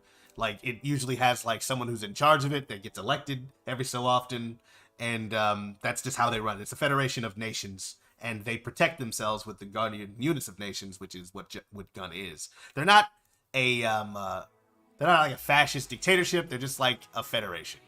And I guess that's how they differentiate this stuff. This is all stuff Ian Flynn created for the Sonic the Mobius Encyclopedia while Archie was still running. Does that mean it's about to become canon again? It might be. He can make whatever he wants canon. Apparently, he just destroyed 2 worlds. He's just like, no, that's stupid. I'm gonna axe this whole planet. Killed it. And you know what? I don't care. I thought 2 Worlds was dumb from the beginning, but that's just me. I've seen games where these characters... No, it is, because it contradicts basic... other games. Unleashed. Sonic Adventure. Yeah. It cuts games that people really like right out of the canon. Because how are these 2 different worlds when all these things exist? Obviously, Angel Island is right next to Station Square. Maybe we could put it down to Sonic Forces being in its own dimension, which is why everything is so different. There's no gun. There's a planetary defense force, because you see those flying ships and that kind of stuff fighting Eggman. Despite the fact that Shadow, Omega, and Rouge work for some sort of agency that's not explained. Yeah, they don't explain who that is, but you could easily argue that this is a different dimension, where Shadow, Rouge, and Omega... They're mercenaries. Hello, someone else here? No. Oh, I don't know why I thought I heard someone else's voice. So you could say that this is a different universe, and I would be fine with that being a different universe, whatever. As long as it's not changing the canon of everything else, you could have a Sonic Forces universe. But then classic Sonic is in here, which makes Generations canon because they recognize him, so Generations happen in that timeline, and that game references everything. It does. But you can also it's a multiple dimension, so this modern Sonic is from the Sonic Forces timeline, while so dumb. Yeah, because of course the problem with it doesn't reintroduce the characters. It just sort of brings them in, and you're expected to know who they are based on the other games that they were in, but those games don't count. They're just people that you see. But it's where do they come from? What is their backstory? I guess it doesn't matter in Sonic Universe world, Sonic Forces world, because that's its own thing, which is why I'd like it to be its own thing. Which perhaps it had a similar timeline where there was an event with a time eater, and that other Sonic wasn't a classic Sonic, he was a Sonic from another dimension. And that dimension that Sonic is from the mainline universe. I'm making things up, and I don't know what the heck's going on. I mean, you're pulling a Sega right now, but I'm thinking I'm not pulling a Sega, because Sega didn't do any of this. Sega's just like, look, man, it's always been this way. Shut up.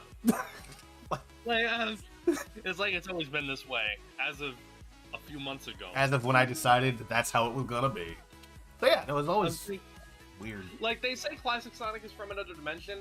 It's like it's poor writing, but I think like maybe those guys didn't know, but they're the same people who wrote the other game, so I don't know. Maybe they did. Yeah, no, and it's like classic Sonic being from another dimension. I always imagine that as being like a weird split timeline thing or something after Generations, but they don't explain it because it's bad writing. Yeah, you don't have to explain bad writing; it explains itself. Like, yeah, no, you didn't try. Bracelets, get rid of the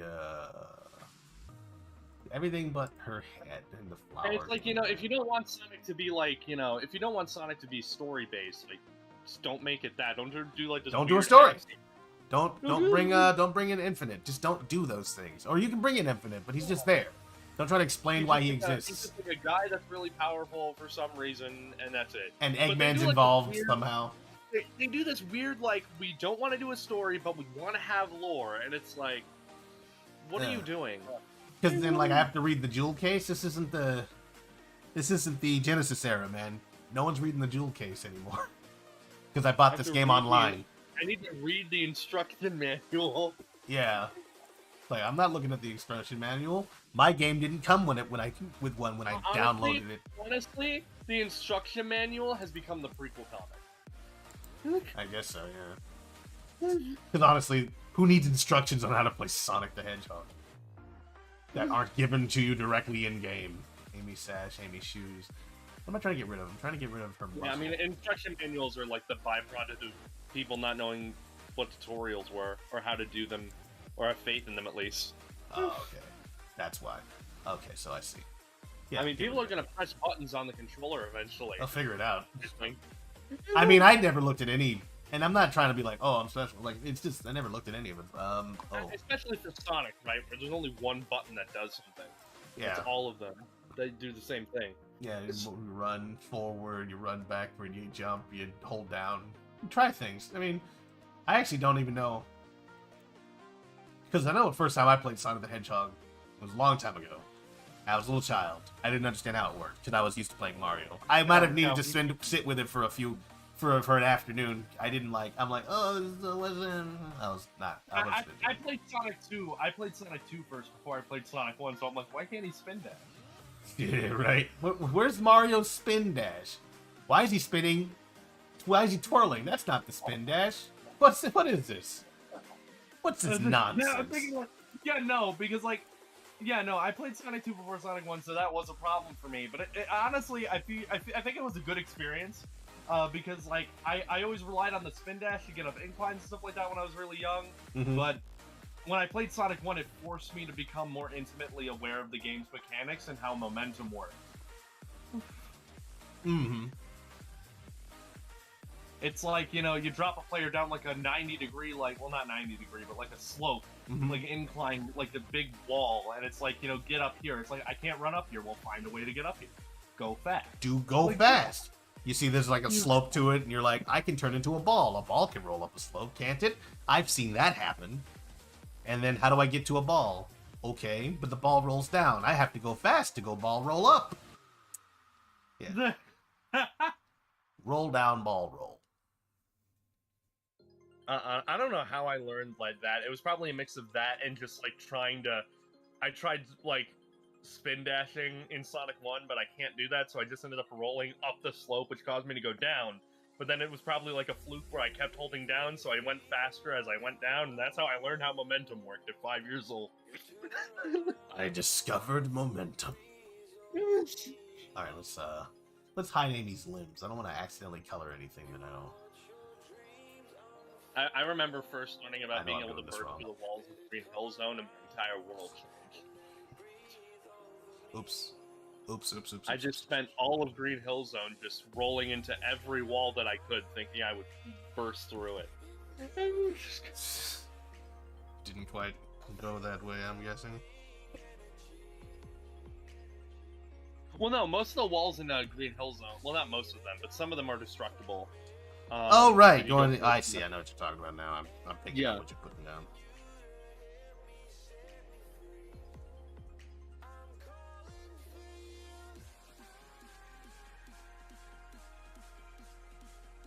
Yeah, keep these things separate. I can color them in easier. Yeah. Yeah. It's not very hard to do this part. This is the simple part. This is just laying down base colors. I'm going to be doing some more detail work, making it look like she has fur, and it goes in a specific direction. I think one mechanic from the old Sonic games that I really, really want to see in a 3D space someday is the Badnik mounts. I want that crap in a 3D Sonic game. Ride them mounts? Is that what you're talking about? No, the Badnik mounts thing. That I'm talking about. Oh, Badnik bounce. I thought you said mount. I'm like, ride them? Rode them? What? Excuse me? Didn't you know you could do that? No! Pray tell. Yeah, but no, the Badnik bounce. You know what I'm talking about? What is the Badnik bounce? It's when you get a crap load of like momentum and speed and like height, and then like you fall onto a Badnik or like a monitor or something like that, and all of your momentum is carried as you come into contact with that object, so you get flung up into the air. Oh, yeah, no, that would be cool. Usually, I think the issue with it is because you have that exacting spin dash and whatnot. You'd actually have to aim yourself in 3D without, like, without hitting, like, a button to target it, because you, like, enter another state when you do that spin dash in games. Like, Sonic is, sort of locked into doing that.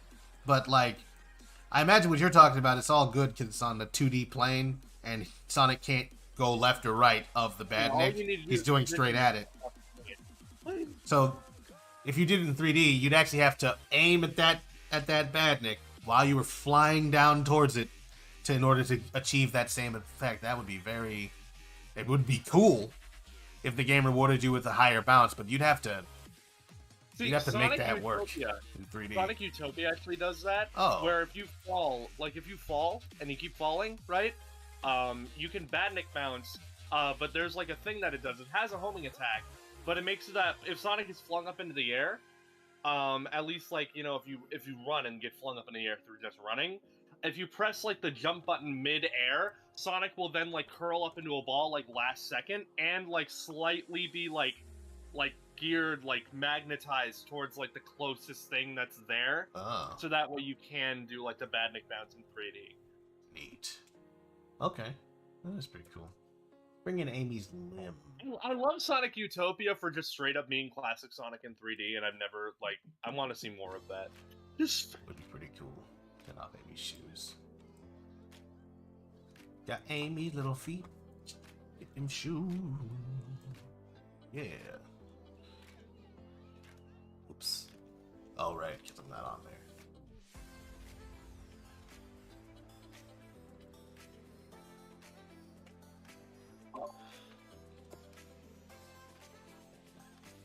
But yeah, what's it? The Badnik bounce in 3D, I want to see that. I want to be able to, have those types of environmental things, like that environmental, traversal from the classic Sonic games, where you can, I'm talking about, you run through, a half circle, and then, you have to, jump in the middle of that circle to land on another platform. You don't see that in the 3D Sonic games. Like, that type of, momentum-based traversal. Yeah.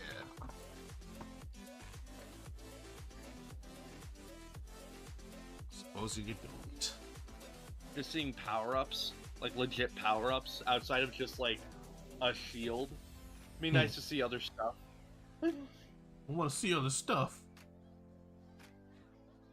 The only power-ups that exist in Sonic Forces are Wisps. And it's not even, Wisps. There's just the boost capsule, that's it. Yeah, wait. Because the Wisps, you can't even use all of them unless you have, a specific loadout, which kind of sucks in Forces.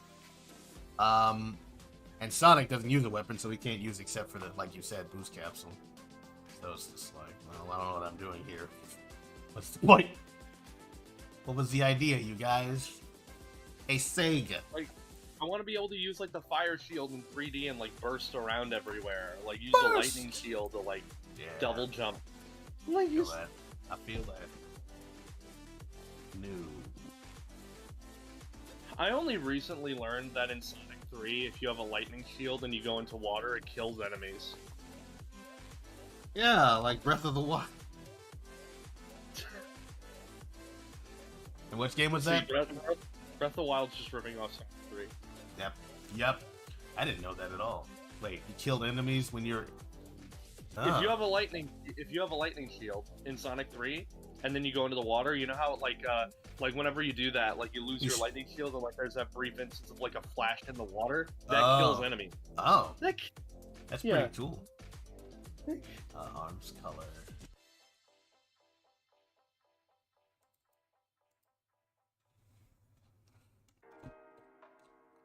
Maybe arms base color. Not gonna matter because these are all gonna get smashed together, but let's do a color change.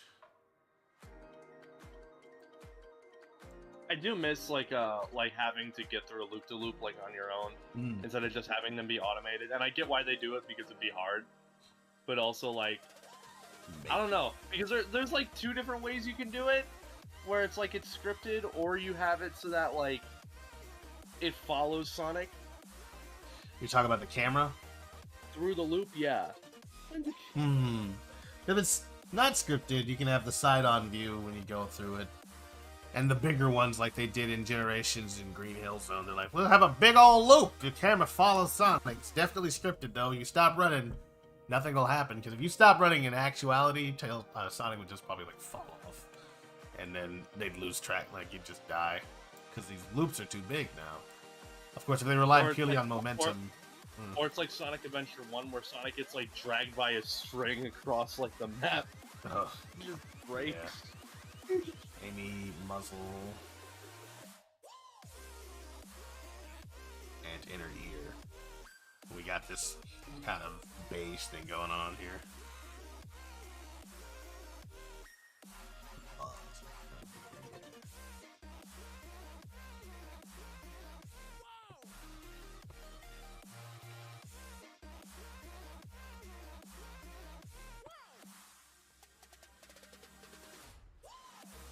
What would you like?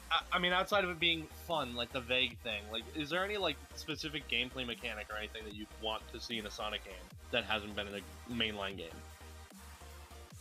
I love how you excluded fun from the outset. Like, hey, what would you like to add to a mainline Sonic game? The fun. Oh, yeah, no, they've been just sort of keeping that out. No, so... we're talking outside of fun, like the vague thing. What are some specifics of things that you would want?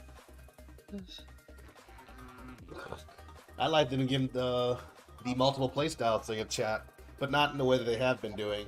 Like, make it all sort of relevant to the way that the levels are built. So, like, they're all kind of fast, but sort of like Sonic 3 and Knuckles, where Knuckles has specific abilities that allow him to break through rocks that Sonic couldn't break through, or Tails can reach places that Sonic couldn't jump through.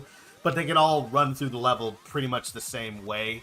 I guess technically that's something that Heroes did, technically. But like a more comprehensive sort of list of mechanics. So that when I'm playing as Knuckles, I feel like I'm playing as someone who's distinctly different, but it's also still like I can get through the level. Yeah, it's like you're and they don't have to redo the level. It's just a different way. You're playing as Sonic, but you're better. Yeah. You're playing Sonic, but you're strong Sonic. And you can glide and climb walls. And it's like, so you're better than Tails. Yeah, Tails can't climb walls. I guess Knuckles can't change direction. Well, he can change direction, but he can't... Well, no. Yeah, what's the difference between Knuckles' flight and Tails' flight in 3? Is not very much. Tails can gain altitude, but not after he's taken off for the first time, so... Knuckles can't fly up. He has to jump off stuff.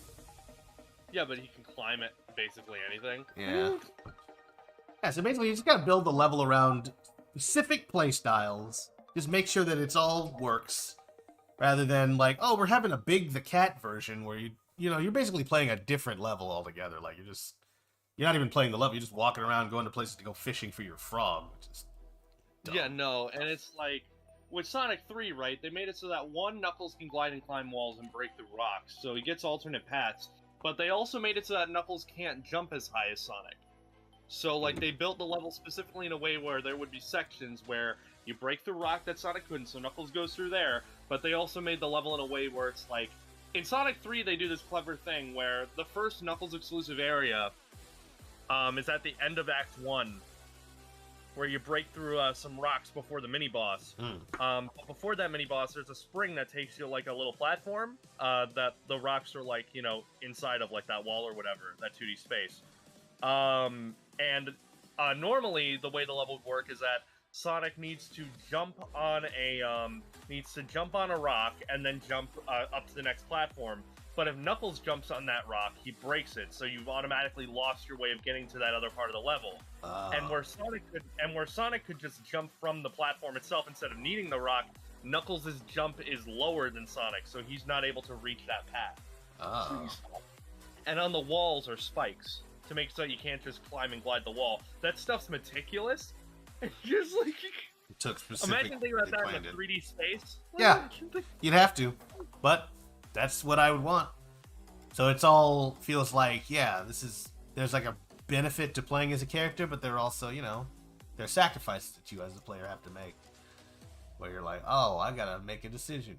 You've got a choice to make, as they used to say in those old. Yeah, where it's like if you play Sonic 2 with Knuckles, the entire game is easier except for the final boss, where it's really hard because Knuckles can't jump as high. Yeah, maybe head torso. Okay. And apparently Knuckles is also slower than Sonic, but it's so like it's so small. It's hard to tell. Like, oh, I'm slower. You're slower than me, Knuckles. Like, yeah, in what way? Well, you're not as cool. Glide. Because one of my favorite things about Knuckles is that his glide in the like Sonic 3, if it goes interrupted, like your glide for every second you glide, it incrementally like increases in speed. So like if there aren't any walls and like you're at the top of the level, you just keep going like faster and faster and faster as you just glide over the level. And in Sonic 2's case, in like Aquatic Ruins, if you get to the top of Act 2 and then you just glide to the end, you'll skip the boss trigger. Yeah, it's picking up. Huh. Alright. Neat. Alright. Welcome to all of the new people to the Project Armada Variable Productivity live stream. Just doing some colors here. Finally texturing Amy. Doing the base colors today, and then I'm going to move on to something else before the end of the stream. To make sure we get that kind of stuff taken care of. Are you texturing now? I know, wrong term. Or texturizing. It's a hair term, right? Well, yes, that's what I'm doing. I'm currently laying down the base textures, PJ, and the base colors for Amy. Nothing crazy yet with like materials or fabrics, that kind of thing. We're just gonna start simple because there's a lot of. I don't know if you can see this. You probably can't. You should be able to. On the right hand side, a lot of these little what are called texture set list. I broke Amy up into a bunch of different. It's the same UV that I'm referencing, but it's like different little groups, so that when I color certain parts of her in, I don't lose any of the. I don't have any overlapping colors. There was an issue where I wanted the texture of her inner ear to stop at the rim of her inner ear, but it was just sort of overflowing and covering the outer part of her ear, and I didn't want that. That looks sloppy and not good. And now I'm looking through here, just trying to make sure that I've colored everything and just kind of going around, making sure that there aren't any kind of gray patches. Those gray patches represent a place where the texture is thin, or it hasn't been colored or fully filled in yet. I'm just doing that to cover the tracks. Also, I'm going to save this. I just saw a Charlie Day tweet, and that made me think, like, was there an Always Sunny reboot? I don't, as far as I know, I don't know. Oh, cast and characters. Oh shoot, this needs to be Amy Rose. I'm gonna make a thing called, make a new folder called textures.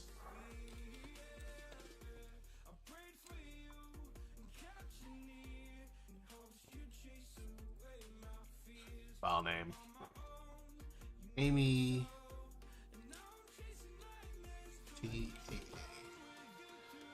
underscore Amy Rose textures. Go ahead and save this because I kept restarting it so many times that I just wasn't certain. But now I think we're pretty good. Are you worried about seeing some spoilers and convergence popping up in your feed? What? Smash Brothers? Are you worried about Sonic spoilers popping up in your Twitter feed or something, or are you trying to avoid it entirely? I'm not that worried about I mean, not yet. I'm not worried about the things popping up in my Twitter feed. Usually, I just look at other things so I don't get spoiled for stuff. But of course, usually that's for like Marvel movies. I don't really look at a lot of Marvel stuff. I do look at a lot of Sonic stuff, so maybe it'll be harder to kind of avoid. But you know, if I have to, I'll just block certain terms and just not look at them. But so far, so good. No one said anything on my Twitter feed. I haven't seen anything. Usually just look at random bits of garbage at Like, work. wow, Dark Guy is in the Sonic movie? Holy crap. Shh! Don't tell them about what you know. Your insider information's gonna get out there. And you know what's gonna happen? Ben Schwartz is gonna appear in your house again. And it's gonna turn out bad. You just see like a ring portal open, you're like, whoa! Oh, wait, this could either be Doctor Strange or... Oh, nope, it's Ben Schwartz. Yeah, like that. It's not as cool, but I'm still I'm still threatened. I feel like afraid. This guy has abilities that he ought not have, to be honest. Like, why can you teleport through rings? You're just a movie actor. Where do you get the power? It's like, well, you see, I'm more than just a movie actor. I'm Sonic. Sonic the Hedgehog. Oh no. Like his human form. Like his... I forget what that's called, the human form of these animal characters. It's like a thing people... Animorph? Not an Animorph. That'd be funny if the Animorph you just turn into a Sonic. Ew. You're not like a regular animal, you're just like a weird... Well, I guess you have powers, like, more than a regular animal power. Like, the Animorph is like, I get to turn into a mouse, so I have the powers of a mouse. Like, mouse aren't... You can just sneak into things. That's about it. You're stealth, and that's about it. I wouldn't go trying to fight crime with that skill set. Just saying. Like, it's like, wow, I can turn into a mouse. Like, I mean, if you could turn into, like, any animal, maybe that'd be cool. But, like, just, it's like, I have the ability to turn into a mouse. That's it. Yep, that's all it. I can do. But, like, that's it? Yeah, what do you mean that's it? That's great, right? I mean, I guess it's okay. What do you mean you guess it's okay? It's scientifically baffling, but also, like, what's the value? Like, what's... The value? I get to turn into a... Are you not listening to me? What is wrong with you? Oh, it's a mouse! I get to be a mouse. I can go Stuart Little on everybody. Just creep them out. Wear, like, little mouse clothes. Be all like, hey... Stuart Little. Somehow able to stand on 2 legs. Anyway. I think it's cool, even if you are a hater. I'm not a hater. I just want to understand why you're so excited about this. So. I mean, why can't you just be happy for me? I'm a mouse. Like, oh man, I'm thinking like what's it? Like those Stuart Little movies. Do you think like I think the Stuart Little like CGI, as bad as it is, relatively. I mean, is it bad? It looked okay for when it came out. Those movies are old. Yeah. I don't remember watching it in theaters. I remember watching it, but yeah, not in theaters. There were 2 of them, I think. Let's get some. I guess it's just white, which is fine. I will still reference the color, even though it's the same as everything else. We're gonna definitely put some texture on this to make it feel more like it's actually made out of a material, though. Oh, I'm gonna make this bigger, don't I?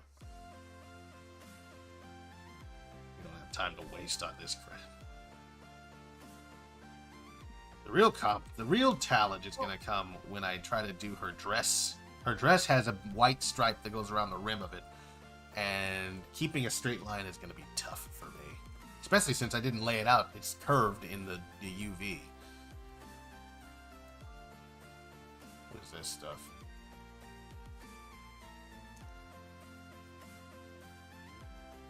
I know what this stuff is. Turn back material color on.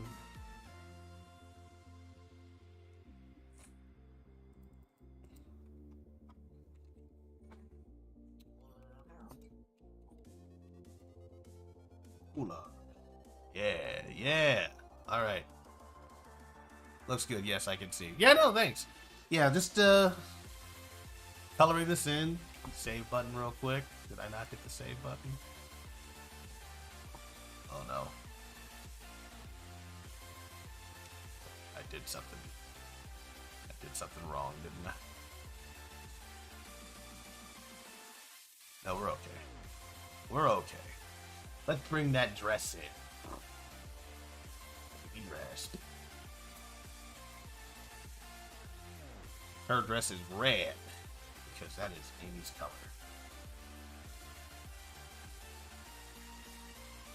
Her dress is red because Hello. it's red. Oh no, I'm not sharing my screen. I just realized that. Oh. So you don't even know what I'm working on until you watch the stream. I'm a single character trait, anime giggle. I'm childhood friend, but I've become emo. Teehee. Alright, let's get colors here. It's like, well, how are you an emo? Like, exactly as you'd imagine an emo to be. Like, the exact stereotype. Just a stereotype from all the TV that you've probably pop culture that you've consumed up to this point. Oh, wow. Oh. Are these bleeding over? Of course they are. Oh, man. That's right. Well, no, this is going to be a problem. I should have had the dress and the pant thing separate. This is going to be stupid. I can tell. Man, I love seeing this Mario 64 meme so much. Like, this Sonic Generation stuff. What is it? What does the meme consist of? I suppose. It's not a meme, really. It's just like... just seeing 64 Mario in Generations. Oh, it's just the game itself. I see. Okay. Yeah. What do you mean? You played Mario 64 before? Yeah.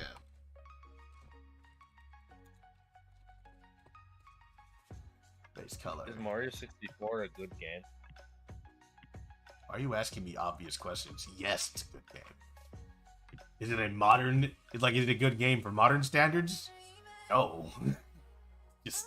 it was like the first really good 3D platformer. It has problems. I don't like Mario's turning radius and how it varies depending on what I'm doing. Like I try to turn him on a dime and he just sort of goes around in a circle like, excuse me? Oh, the camera, man. Worse than Sonic Adventure 2, but then also it came out before Sonic Adventure 2. Yeah, it came out like 5 years before that game did. Yeah. Sonic Adventure 2 was probably not even on the drawing board. I don't know how long they spent working on it. They're probably just 1996, what Sega stuff was out? It's like Tails Adventure and Sonic Adventure came out in 1998, didn't it? I don't know. And I'm not gonna look it up, so don't bother. Don't bother adding me in the chat, you guys. I actually don't care.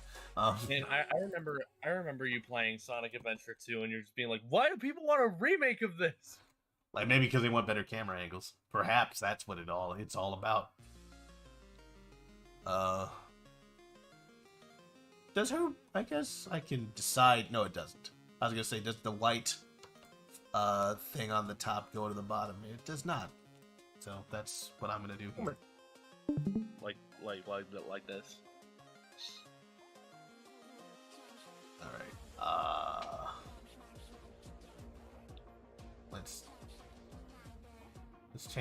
Let's change my brush. He looks so creepy without a nose. That's it, not the eyes. The eyes will be fine. No eyes is fine as long as you have a nose.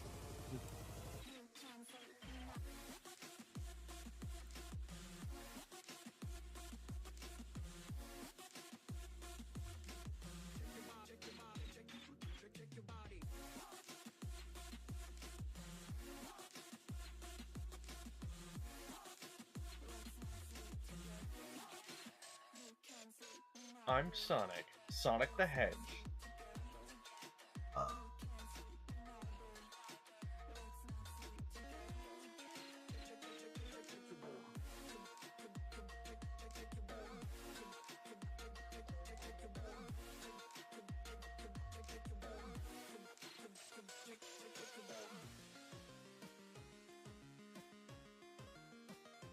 This is not gonna work. I already can tell this ain't gonna work. First of all, these things are right next to each other, which means that they're gonna overlap like crazy. Oh, right, I need to change the color of the dress ring. Otherwise, this ain't gonna work, you know?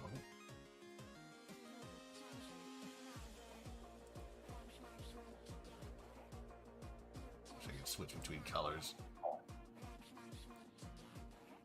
You think anybody actually keeps track of, like, alright, how much red is this? 1.0. It's like my favorite color is do. R853B. I wouldn't be surprised if a lot of people do that.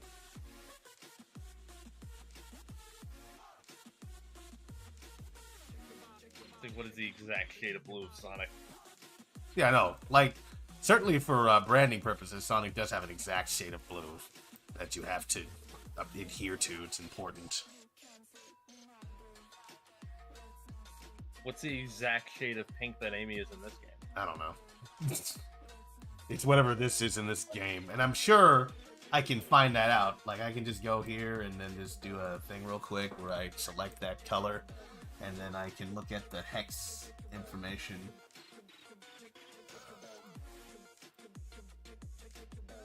This is Amy Pink. Amy's pink. Dynamic. I don't know. R. Is there no way to look at the create material preset, create brush preset, tool piece? I don't know. Okay, whatever. I don't know what this is. I'm not gonna spend any time on it. I think I've spent enough time already on that Orbaggio. So I'm not loving the fact this is not exactly as clean as it could be.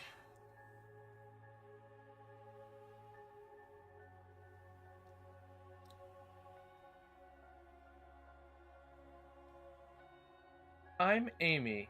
Amy the Hedgehog. I'm Amy. Amy the Rose Hog.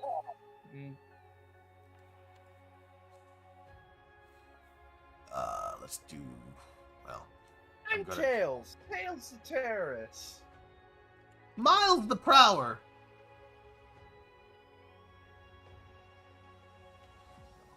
I need my Speedy the Cuckoo.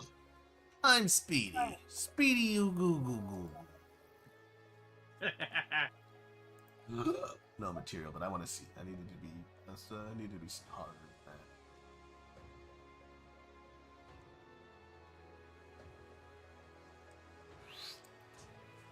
that. Okay, it's so uneven. I should have just made it a singular thing, like its own little material that would go right. Oops. Make it smaller though.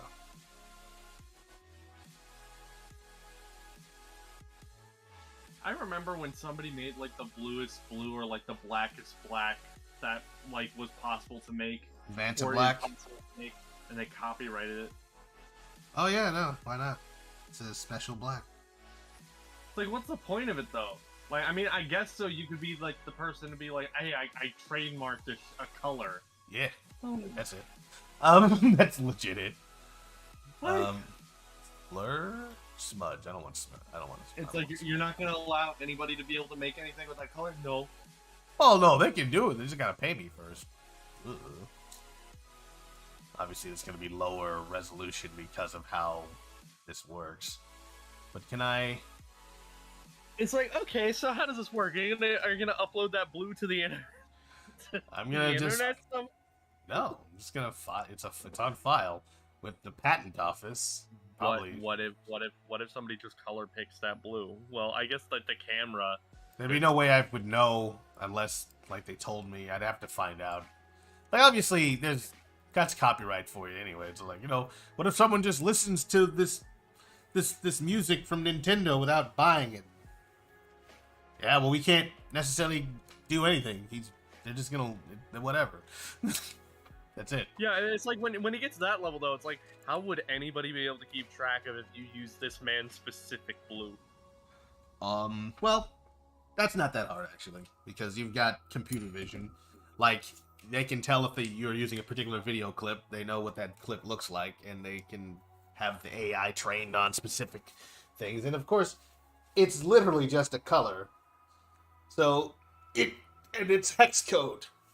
They can put that into the computer. This AI is trained in blue detection. It's looking for that. Now, of course, if that blue ever shows up in something else, like if it's just like the character is shaded, so there's multiple shades of blue because it's like a shadow on a character, and it's like, oh, my blue showed up in there though. I don't think there's any action that can be taken. It really depends on what the nature of the copyright is. The red looks like what's wrong with it? The red looks like you fixed it. No, the red is fine. It's really just a matter of the white border on her dress. Here's a image of what I'm going for here, what was drawn in the reference images. I'm not trying to make it look exact. What I'm trying to do is make it look even, and not bad. I think it's okay-ish now. I'm trying to make it look not bad. So you got that. It's got a color and all that kind of stuff, and from far away she looks all right. Did you give Amy sandals? Yeah, no, I just turned them off, so they're right there. Oh wait, you can't see what? Yeah, you can see what I'm sharing. I'm sharing this exact thing. Yeah, she's got sandals. I just haven't colored them in yet. So the thing that I did when I made all those different little sections, it also made it possible for me to turn certain sections off while I'm coloring this thing in, so I don't get overlapping things. So colors don't overlap, and also I can choose what I want to see at any given time, which I really appreciate. So it's something called layers. Yup. Something like that. This is what digital art is superior to traditional, objectively. I mean, sure, you can prove how beast you are with doing everything on one layer, like a Van Gogh. And yeah, that's pretty beastly. Pretty awesome. I'm not gonna discount it. Very, very swagadocious. Amy. Yeah, it's just coloring traditionally scares me. The inside of Tails' mouth is black, so I'm gonna make the inside of Amy's mouth black too. That way, the characters don't look ridiculously different. You just make me think like this eyeless Amy with no nose just opens her mouth and just black ooze starts dripping from it. Yeah, like The Grudge. Nice technique. Thank you very much. Ooh, I think it looks good, the white border. I appreciate that. So one of the things that I sacrifice putting everything on one texture is resolution. You can tell that there's you can see the pixels and all that kind of stuff. If I was making this a separate texture, or a separate UV for each one of these things, they'd all be 2048 by 2048. So really high definition. So you couldn't see this, but because this is going to be in a game, and it's going to have a lot of characters. No. Don't worry about that. It's not that you can't do it a different way. No. It's paying homage to older style games. Yeah, absolutely. That's exactly they're pixelated textures. Mm-hmm. Everyone nod your head and agree with me. That's the only way you're getting out of here alive. Alright, so moving on to this. I'm gonna color this. Oh, that's the eraser. Excuse me. Dress ring. Can I just... Nope, that ain't gonna work. I recently learned about a glitch in Spider-Man 2 where if you get hit by the train twice, Spider-Man gets flung into the air like a bullet and it hits the skybox. Oh. I feel like you told me about this before. Did you not? I might have. I talk about Spider-Man a lot. No, I understand. So we kind of sometimes loop around. Fair enough.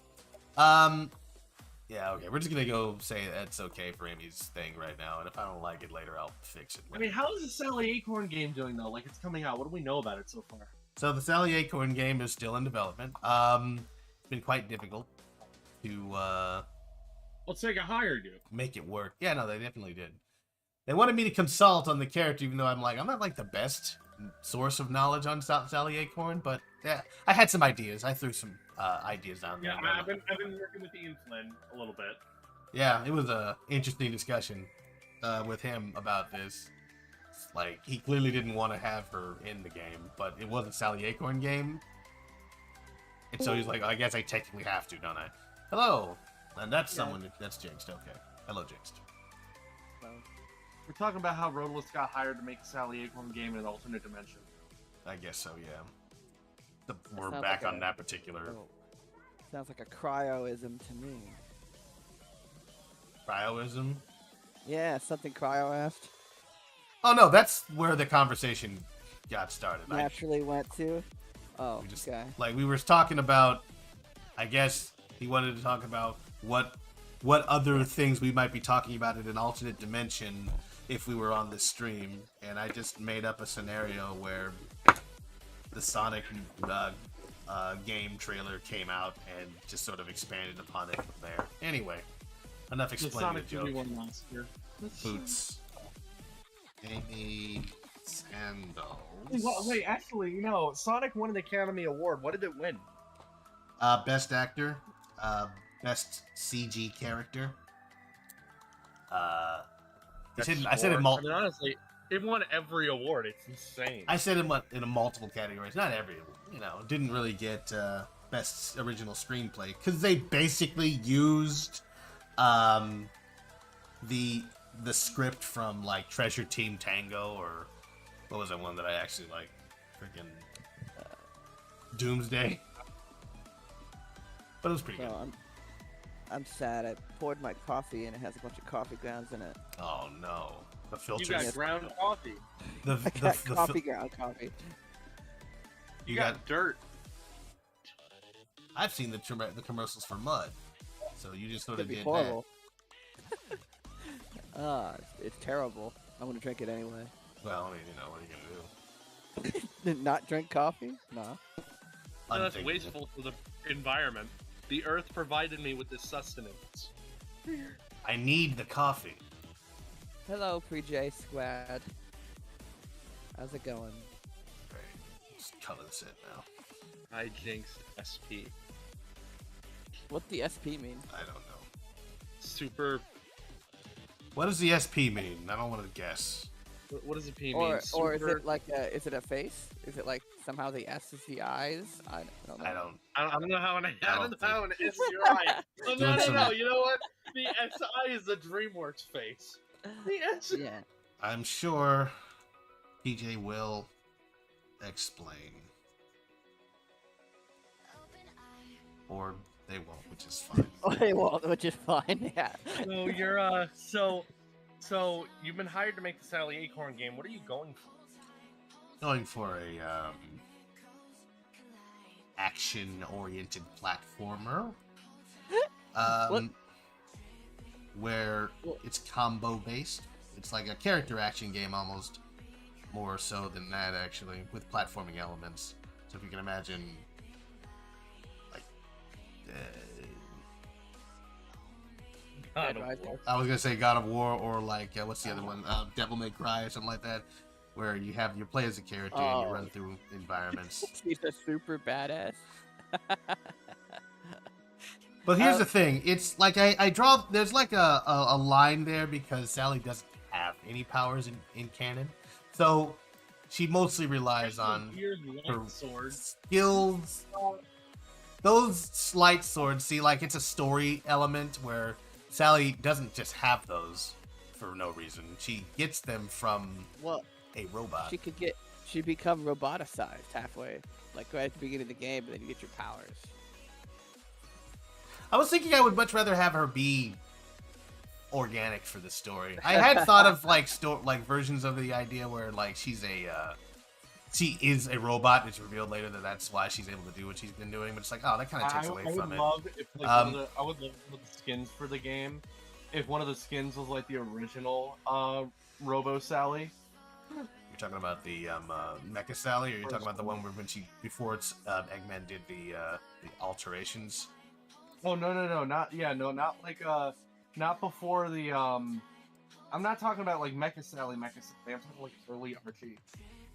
Oh, you're talking about the original that one, the roboticized Sally thing. I guess whatever. That one's kind of lame.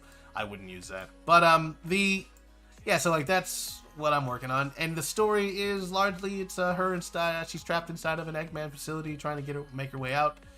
At one point, I was like, maybe she's rescuing her friends and that kind of thing, but like, no, it's just gonna be about Sally, and I guess it'll be Sally and Nicole, so she can hack things. Sally's not like a tech genius or something like Tails. What about the other characters? What are they doing?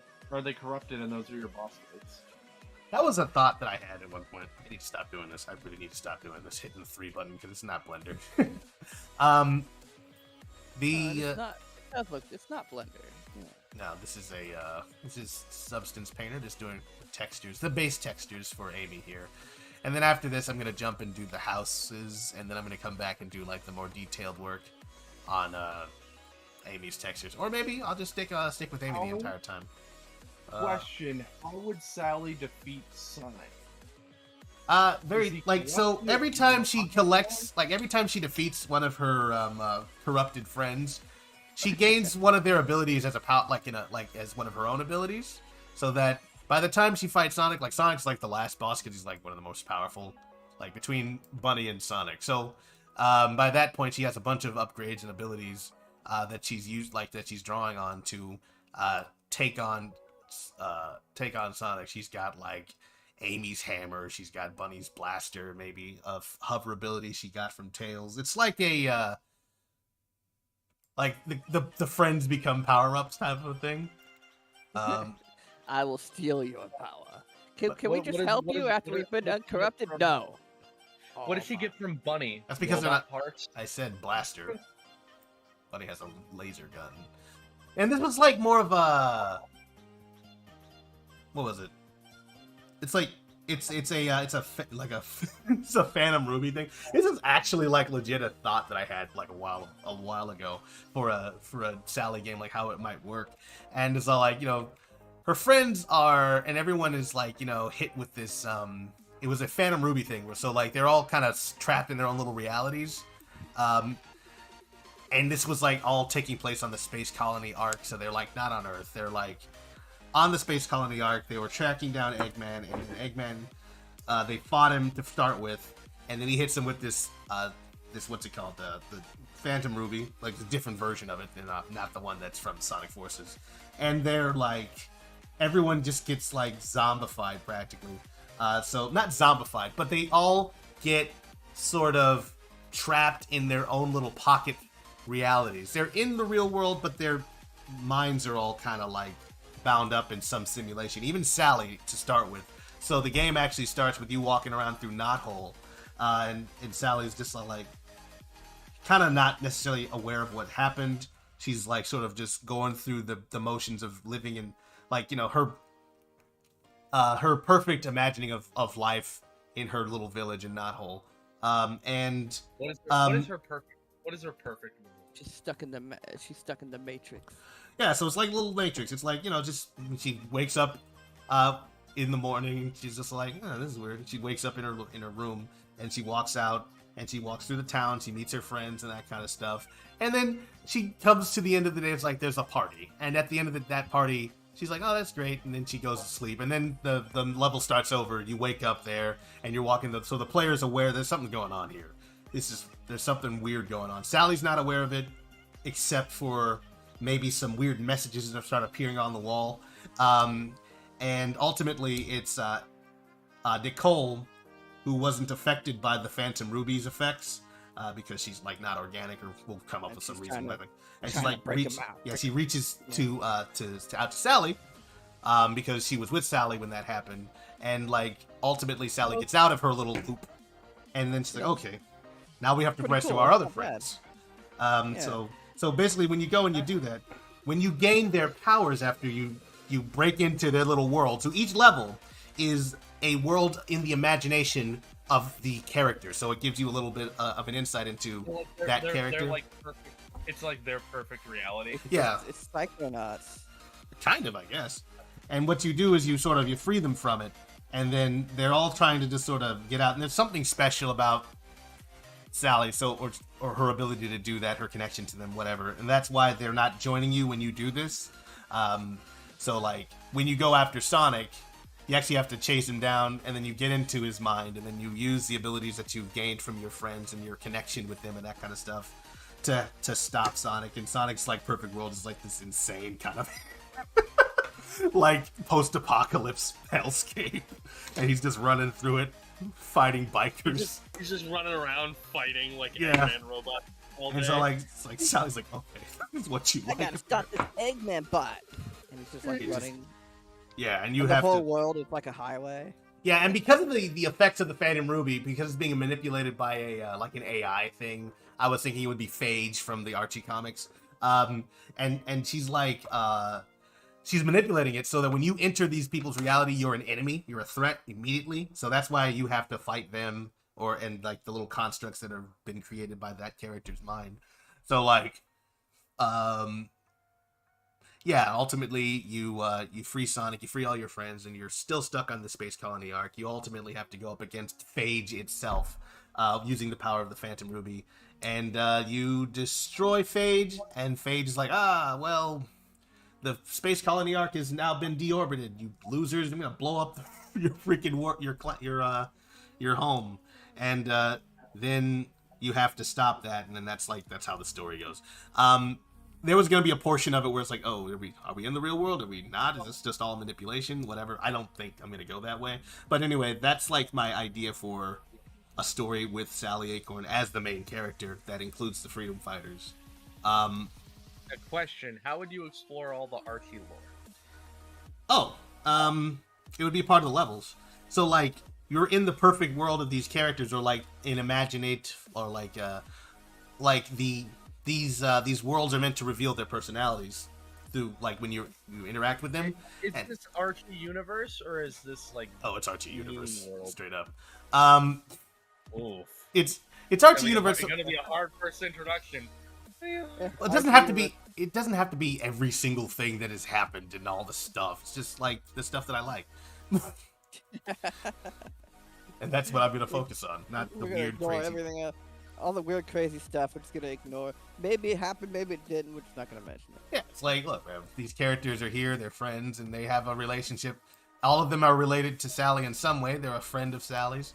And so that's how you kind of are able to, like, after your initial boss fight, there's like a scene where it's like a playable scene, perhaps, where you kind of interact with Bunny or Amy, and it's like your first interaction with that character, or your most meaningful interaction with that character from the history of the comics or something like that.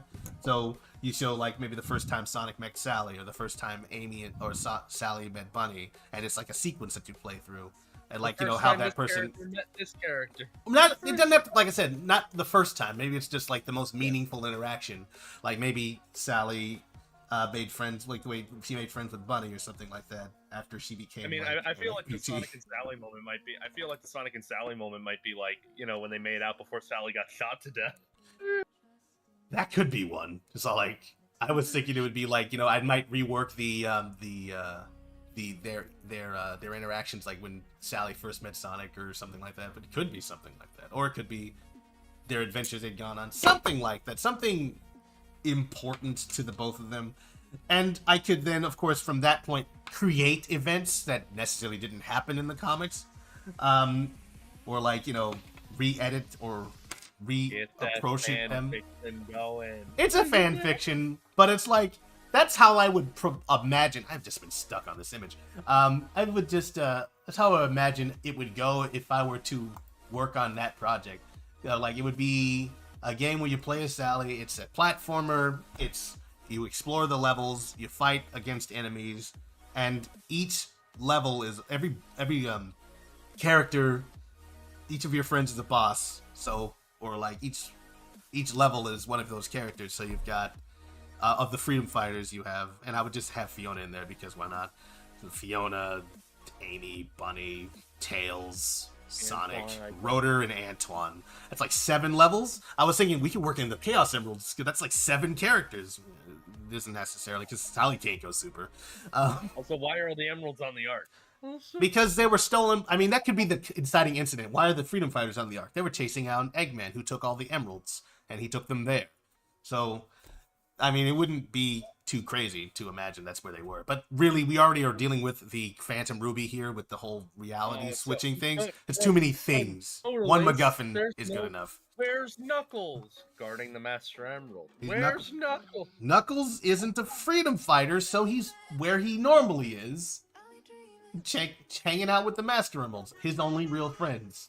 But he's a Sonic character. I understand. So is Sally. She doesn't show up in any games. Well, you see, that's different. Oh, is it?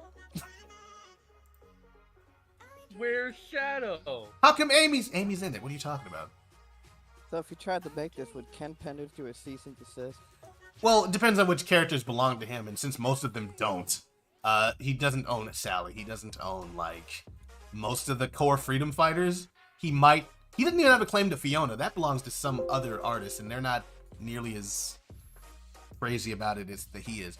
Like, it would be completely devoid of anything Ken Penders related, so he wouldn't do anything. Unless we had Scourge, but of course there's no reason to have Scourge, unless Scourge is like one of the people that Sonic is fighting. He just like, I wish I could fight him. Also, you're not making profit off of it, so you can't, like... Yeah, no, it would be a fan game through and through. It would be about Sally, it would be all those characters, and it would be relatively simple, like, narratively speaking, except for, of course, the looping reality thing at the first, but that would be kind of... I just think that would be fun to play with. The idea of, like... If the Phantom Ruby was really actually, like, way more powerful than it was... Like, if this crap was somebody's, like, first fucking, like, foray into Archie lore, they'd be so fucking lost.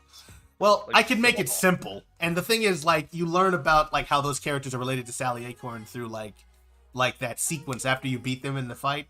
And it's, like, a sequence where you have to kind of reach to them, to their, like, the core of that character.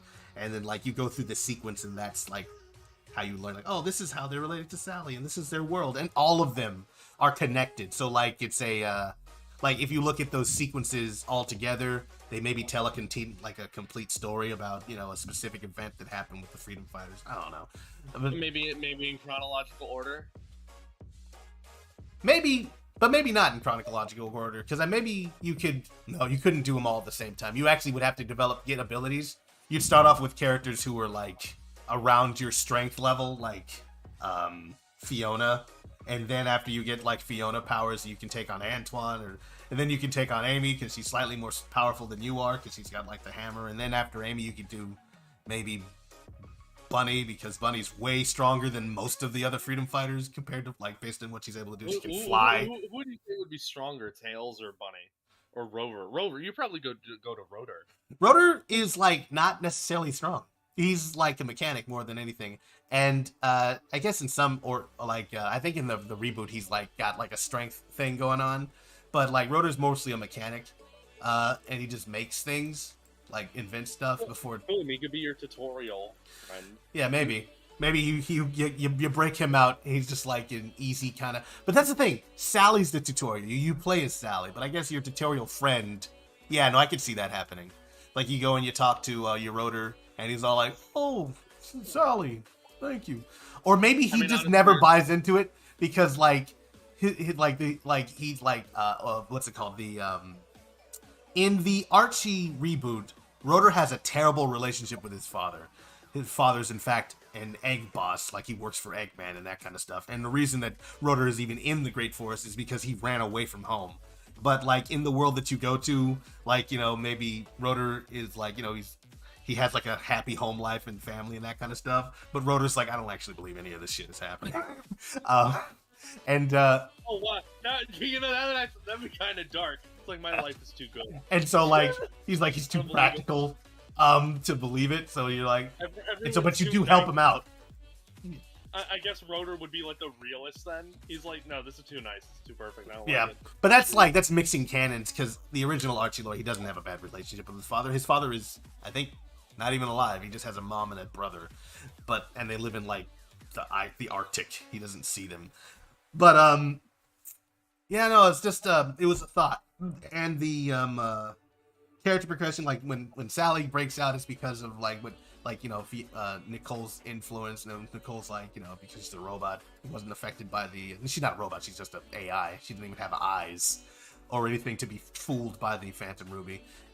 So when you enter, like, the certain sections, and this is what I wanted to do, because it's all in the Space Colony arc, you go to different segments of the Space Colony that have been sort of taken over by the friend that you're hunting down, and their, like, their little world.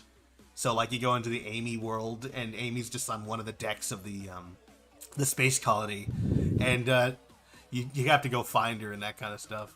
So it's like, it's a physical manifestation of what they're thinking, made by the Phantom Ruby. What would be the challenge then around, like, because you need to get to each one of these characters to enter their dreamscape to really get into the level or whatever. So how would you get these characters? So you have to, like, you're not entering their minds via Psychonauts, right? You're going to find them in places. So to get to the characters, like, I suppose you start off on your section of the arc, and then you sort of move into the other sections. And, like, there's platforming challenges that get you there. Like, maybe there's, like, a space between the actual, like, just different areas. So, like, transitional spaces. You go up a hallway or, like, a giant elevator, and then you enter in Amy's little worldscape where it's, like, it's a... I don't know exactly what it would be, but it would be like some kind of... No, you're gonna be like, let's go full stereotype, the mall. Oh, no. Or Sonic obsessed. Or maybe like there's like versions of characters in these places, and like they have giant Sonics floating through the air. They have like a mental image of other people. This would be terrible and kind of stereotypical. But it's like funny, you have like Amy, there's Bunny, everyone's kind of like whatever, and then there's just no Sally at all. It would be kind of funny if, like, Sally... No, it's not that Sally wasn't there. It's that she is there in, like, Amy's mind, but, like, Amy's depiction of Sally is, like, she's really nice and everything, but occasionally makes really underhanded comments. Oh, she's just kind of, like, passive-aggressive. Because, like, Amy and Sally aren't enemies in any, like, you know, medium, but it's just like, how does Amy rationalize her love for Sonic and the fact that Sonic and Sally are dating? She likes Sally, they're friends. It's just like they don't ever really talk about it. But she openly flirts with Sonic. So, like, it would be a very weird kind of, like, maybe an inversion where she just has Sally's job. And she's just like, I'm the leader of the Freedom Fighters. And Sally's just there like, way to go, Amy, you're so great. You're so happy with Sonic. It makes me happy to see you and Sonic together. Because he wouldn't be like... He wouldn't hate Sally or anything like that. She would just be like... Sally. We have to get the impression that this isn't a petty fantasy, which is... Yeah, it's just like, you know, optimal. The roles are reversed. Yeah, like reverse roles. It doesn't make Sally look stupid or... Yeah. It would be funny to see in Antoine's mind just Sonic as like a raving idiot. Oh yeah, probably. Because Antoine and Sonic have a rivalry. It's funny because Antoine can't do nearly what Sonic does, but it's funny. So it's just it's like Antoine's vision of Sonic is just this hyper energetic like child. Yeah, really and then like Antoine's just like the stoic, like cool dude. It's like, you know, he's like a freaking, what's that guy's name from that cool French dude from movies? I can't remember. Not Jean-Claude Van Damme, but he's like. He's got the abilities of Jean-Claude Van Damme, but he's like Jean Reno. That's what I'm thinking. Jean Reno. He's got like Jean Reno's voice, and he speaks like he just speaks French all the time. He doesn't actually speak English, and everyone just understands him. It would be funny to see like a scene where it's like Antoine views himself as like hot shit, is like super like powerful and like strong and everything like that, and then Sally just comes down to reality and just like demotes him. Nah, like, you know, he likes the princess, but you know, I think in this particular version, Antoine is married to Bunny. He's not pining away. He just thinks Sonic is a doofus just because that's just always how he's felt about him. So, what would Bunny's like depiction of the characters be? So Bunny is it's an interesting thing. I feel like it would be very similar to the way it is because Bunny isn't a character who seems to want for anything. She's like, obviously, maybe she's. No, the South will rise again. That's not her character. She may have said that before, but she's not a freaking Confederate. And that is not how I would depict her in this game. Just because that one of the weird things that were written. Yeah, weird thing like, you know, how they tried to explain away freaking the... Never mind. But no, she just wouldn't be that. She'd be in, I think she would be in like, you know, a Western setting where she was like a cowgirl or something. That'd be kind of funny. She's like a sheriff or something. Yeah, she's like a sheriff. She has... She like protects the whole town like she's really strong. It's really... Okay, so here's the thing. You can play on the idea that like, does Bunny like her cybernetics? Or is she like... Does she wish she didn't have them? But, you know, when she lost them, when, what's his name? Ixis, Nagus hit her with the crystal and then uncrystallized her and her cybernetics were gone. She was like, oh, this is great, but I can't help the freedom fighters anymore. So she'd be like, you know, kind of torn as to whether or not, you know, whether she wants them or not. Because she felt useless after not being able to fly around and do stuff anymore. I'm imagining she's like crystallized and everything, and she's like, "Oh crap! Half of my body is naked now. My clothes didn't fit like this." Right. Like, well, no, I mean, she wears a leotard like all the time. Her legs, like even before they roboticized her in the comic, she just didn't wear shoes for some reason. Anyway, she just has her abilities, but not the robot parts. Maybe it's part of like her insecurity. I love how they have a de-roboticizer machine to help Sonic and Knuckles, but they don't help Bunny at all. Wait, de-roboticize the machine. Like well, Mecha Madness or whatever it was. Bunny can't be de-roboticized like using a de-roboticizer, and I've rationalized this in my mind in that because her limbs are actually not her original limbs.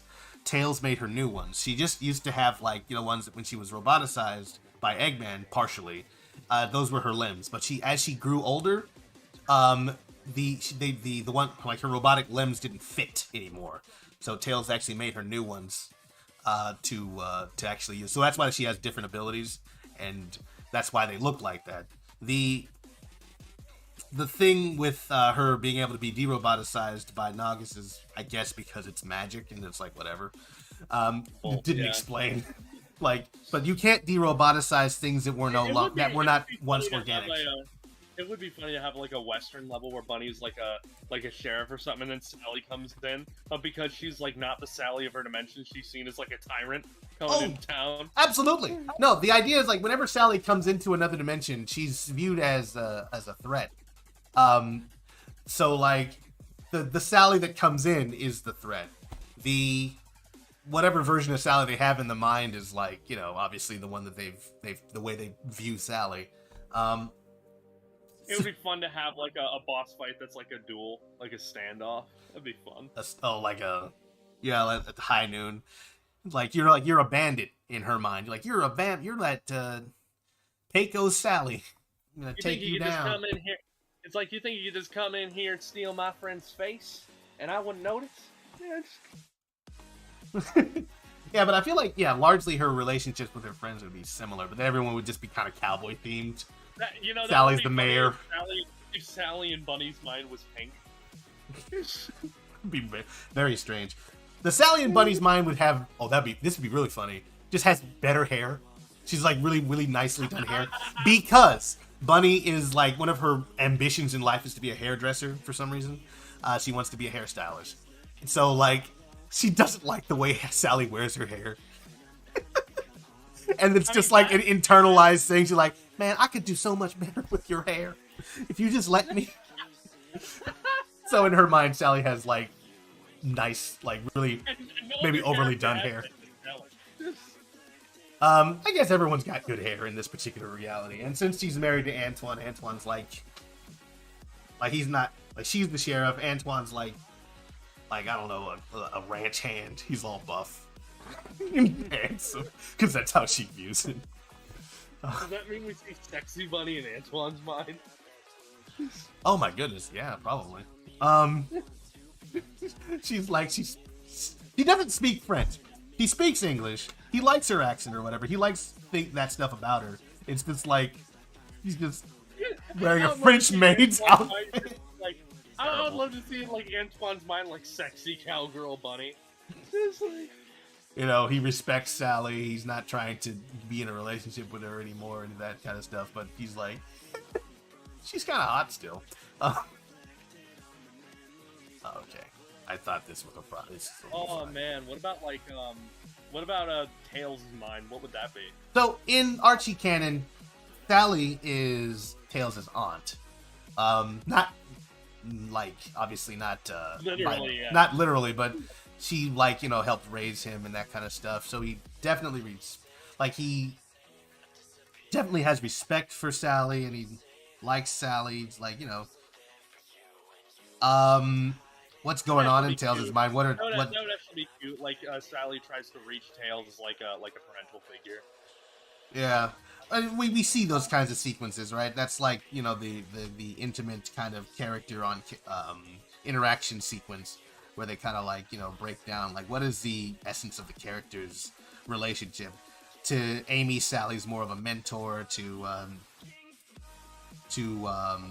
Sonic, that's his girlfriend. To Tails, Sally is like a mother figure, even though he does have a mom in the Archie comics.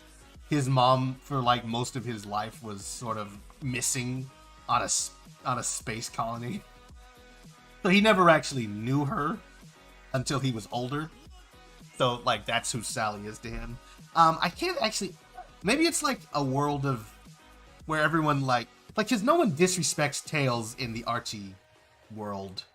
I mean, I think would Sonic be seen as a big dick hero or something, or would he just like Sonic is? That's an interesting question because there was like a point where Sonic and Tails had a rivalry where Sonic didn't necessarily appreciate Tails for who he was as as an equal, saw him as a hanger on. So maybe there's a little bit of that kind of like a little kind of annoyed Sonic just be saying stuff, and Tails is like, no, actually. Talking about how great he is, and like he makes like Sonic is like super like exaggerated, almost like really kind of full of himself. All right, Tails, let's go abandon our people and go stop Eggman. No, Sonic, listen to me, and then Sonic just listens to Tails, like, okay, you're right, little buddy, or should I say, buddy? So Tails just like everyone's like sees him as like so like, Tails, you're so great. Like you need to overcompensate. Like he feels like he's being talked down to. Yeah, like you don't have to talk down to me. So yeah, maybe there's a little bit of that. Like, but you get to like sort of explore the psychology of the freedom fighters and how they relate to each other and to the character that you're playing with. Like Sally in this dimension, like you reach Tails and you talk to him as like an equal. Yeah, and that sort of helps. So you see like how they see you and like it's a part of the game. Like, obviously, that's more cutscene based than actual gameplay. You don't actually have to do anything. You just sort of like play the game. X to comfort Tails. Press X to see Tails as an equal. No, but yeah. So like, it's that kind of stuff. So it's like a character, almost like a character study and a game, and that's like in my mind. Like, I think the best way to introduce a character like Sally. I guess that's the question. We go through Bunny, Rotor, Tails, Amy. What other dimensions would there be? What other characters? Antoine, Bunny, we did those. So I guess Sonic is just left. Yeah, Sonic. I was saying it was like borderline Mad Max. Everything's like hyper violent. Not violent and bloody, but just like it's like a constant like yeah. But it's like he's running around and everyone's just cool with it. Sally's just like, man, I love how you just run all the time. Don't have time to talk about boring stuff like politics or rules. Because Sonic's more like, go get... Like, the dynamic between Sonic and Sally is more than like, she's... I think to myself, like, wouldn't Sonic's, like, paradise be a world where Eggman doesn't rule? But, like, the character study of, like, Sonic kind of enjoys that to a weird degree. Yeah, it's not that Eggman's in charge, it's just it's action. There's always something happening. There's, like a bank robbery or something. Or, like, something's... Like, I've got to go do this. Like, or he likes... Like, he doesn't necessarily... I guess he doesn't enjoy... Like, he hates Eggman in, like, the comics. He would much rather Eggman wasn't around. But Sonic also doesn't like to stay in one place. So it's like, where else would he be if he wasn't fighting Eggman? So maybe it's about that. Something like, that kind of precipice between Eggman destroying everything that he loves and cares about, or Sonic loves and cares about, or being able to continuously just go on adventures because he loves going on adventures too. I imagine, I guess in game canon, Sonic is like, he just likes to go on adventures, doesn't need to fight anybody. He just wants to go run. Go ahead, were you going to say something? And then, like, you know, you as the player character, Sally would be there to ground him. I suppose so, yeah, but then, like, you know, kind of understand where he's coming from, I guess.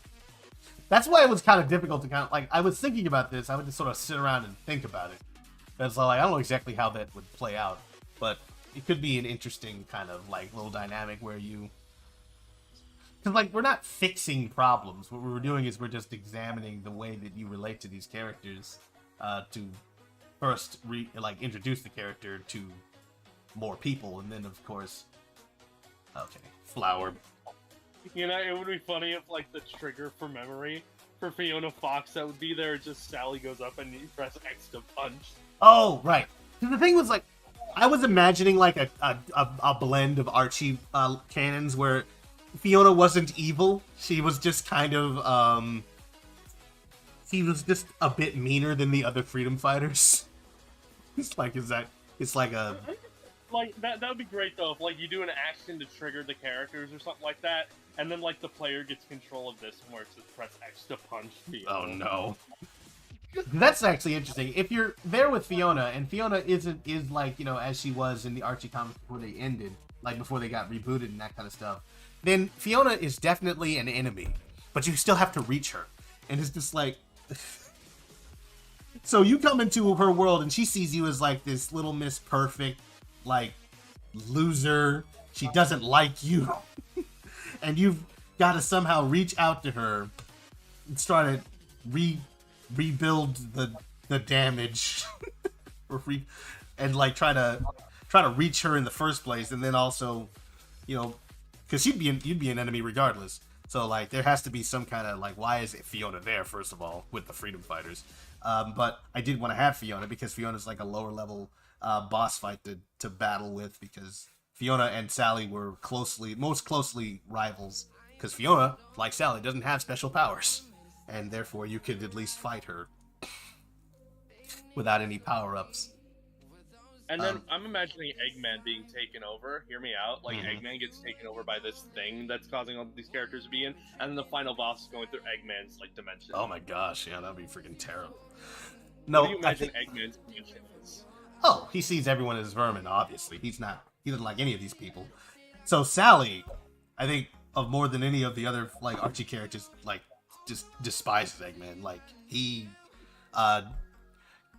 destroyed her kingdom, cast her father into a zone of silence, or, like, you know, a no zone. If we keep, like, Maximilian Acorn, where he's kind of like an effed up crystal dude, this is like he's in a wheelchair and all that kind of stuff. She, like, you know, blames him for all of that.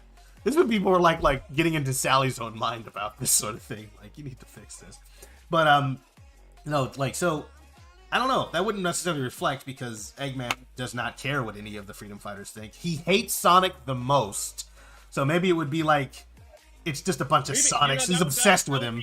That would be interesting. Hear me out. Like, in Eggman's, like, dreamscape of how he, like, views the characters, less so a perfect reality, more so just how you view everybody. Like all the other freedom fighters are trash or whatever, and maybe even Sally's, like, seen as, like, incompetent or more so annoying. Yeah, like annoying nuisance. But then Sonic is like this ever-present, like just constant force of just screwing up all this stuff. He's even like in this dimension, Sonic is still winning and being like himself normally, but he just won't die. Like, Eggman keeps trying to kill him, and he just comes up like a cockroach. Oh yeah, no, Eggman keeps winning, right? He's got it rigged so he always wins, but Sonic just keeps coming back no matter what.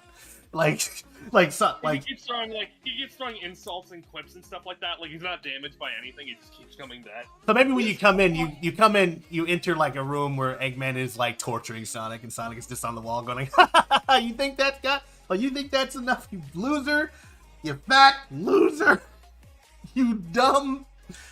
Like, and then, like, you know, you've got the other freedom fighters also, you know, bound and gagged or whatever, or not. They're also imprisoned, and, like, you got Sally. She's like this flu's like, "You tell him, Sonic." She's like, oh, that's great. Even in Eggman's perfect reality, he still gets beaten by these people. Yeah, he just hates it. Ant-Man They're all in. can't be satisfied. And he's just like, I hate that hedgehog. You know, that kind of thing. And like one of the things that during the Eggman Victorious arc, where Eggman, he lost his mind and kind of came back, he was all like, you know what, chaos is the constant. I'll just use that against him. You know? And he just went all out and being just the worst he could possibly I'm be. imagining like you get to see in like the Eggman reality, you get to see like real Sally and real Sonic just team up with the fake versions of themselves. Oh yeah, that'd be funny. That actually would be kind of funny. It's just like, wait, excuse me, wait a minute. Thought this was my fantasy. Because like that would mean that they had like some form of autonomy too. Your failure is a constant. We'll just use that against you. Exactly. It's the heart. Just gonna turn that down way a lot. This, imagining this is like an actual Sonic game, it would be really fun to see all the voice actors pull off like these different versions of the characters. That would be fun. You could hear like different versions, like hardcore Tails, like maybe Tails is like, yeah, I'm Tails, man. Like in whose reality? In his own. He's just like so he's doing like a different voice. We already did that with Antoine though, so maybe we wouldn't do the exact same. He doesn't have an inferiority complex like Antoine does. It'd be funny in like Antoine's reality, like Tails is just a baby. Who's Antoine? Oh, yeah, no. No, absolutely. Tails is a little baby. Sally's cool, but she's like deferential to Antoine. Obviously, Bunny's just the most beautiful woman in the world. Sonic is a loser. Rotor is whatever. Rotor's just Rotor. But thinks that Antoine's really cool still. Amy is an idiot, but nice. He doesn't actually have any kind of ill will towards Amy. He just doesn't think a lot of her. She means well. She's like Chibu Usa. Oh, that'd be fun. No, and then you get like that would be fun though, seeing like Sally and Sonic just defeat Eggman. That'd be fun. Yeah, I mean that's because everyone got like, so the whole thing with the Phantom Ruby is like Eggman was trying to control it using his new AI thing, and this is so weird because it almost lines up directly with the freaking Ian Flynn thing. But I came up with this idea a long time ago, like last year, maybe 2 years ago, perhaps. But it was just like, so like the AI that he built called Phage to control the Phantom Ruby begins to control it. The Freedom Fighters, like it's revealed the Freedom Fighters were fighting against him and Phage. And then it goes out of control, and it causes like an explosion. Huh? Sounds like the Sonic Frontiers. I know, that's what I was saying. I had thought of this like a while ago. I wrote some of these ideas down, in fact, and I was like, stealing our shit. He reached into my brain. Yeah, no, it does sound like Sonic Frontiers. And when I heard that, I'm like, oh, that's like that thing that thought that I had. And sure, ideas are a dime a dozen, but that's the exact setup, right? The Freedom Fighters pursue Eggman to the Space Colony Arc to stop him from using the Phantom Ruby to, I guess, he's going to put that into the beam instead of the Chaos Emerald so that he can make a reality in which he's in charge and all that kind of stuff. That's Eggman's ultimate goal in that particular thing.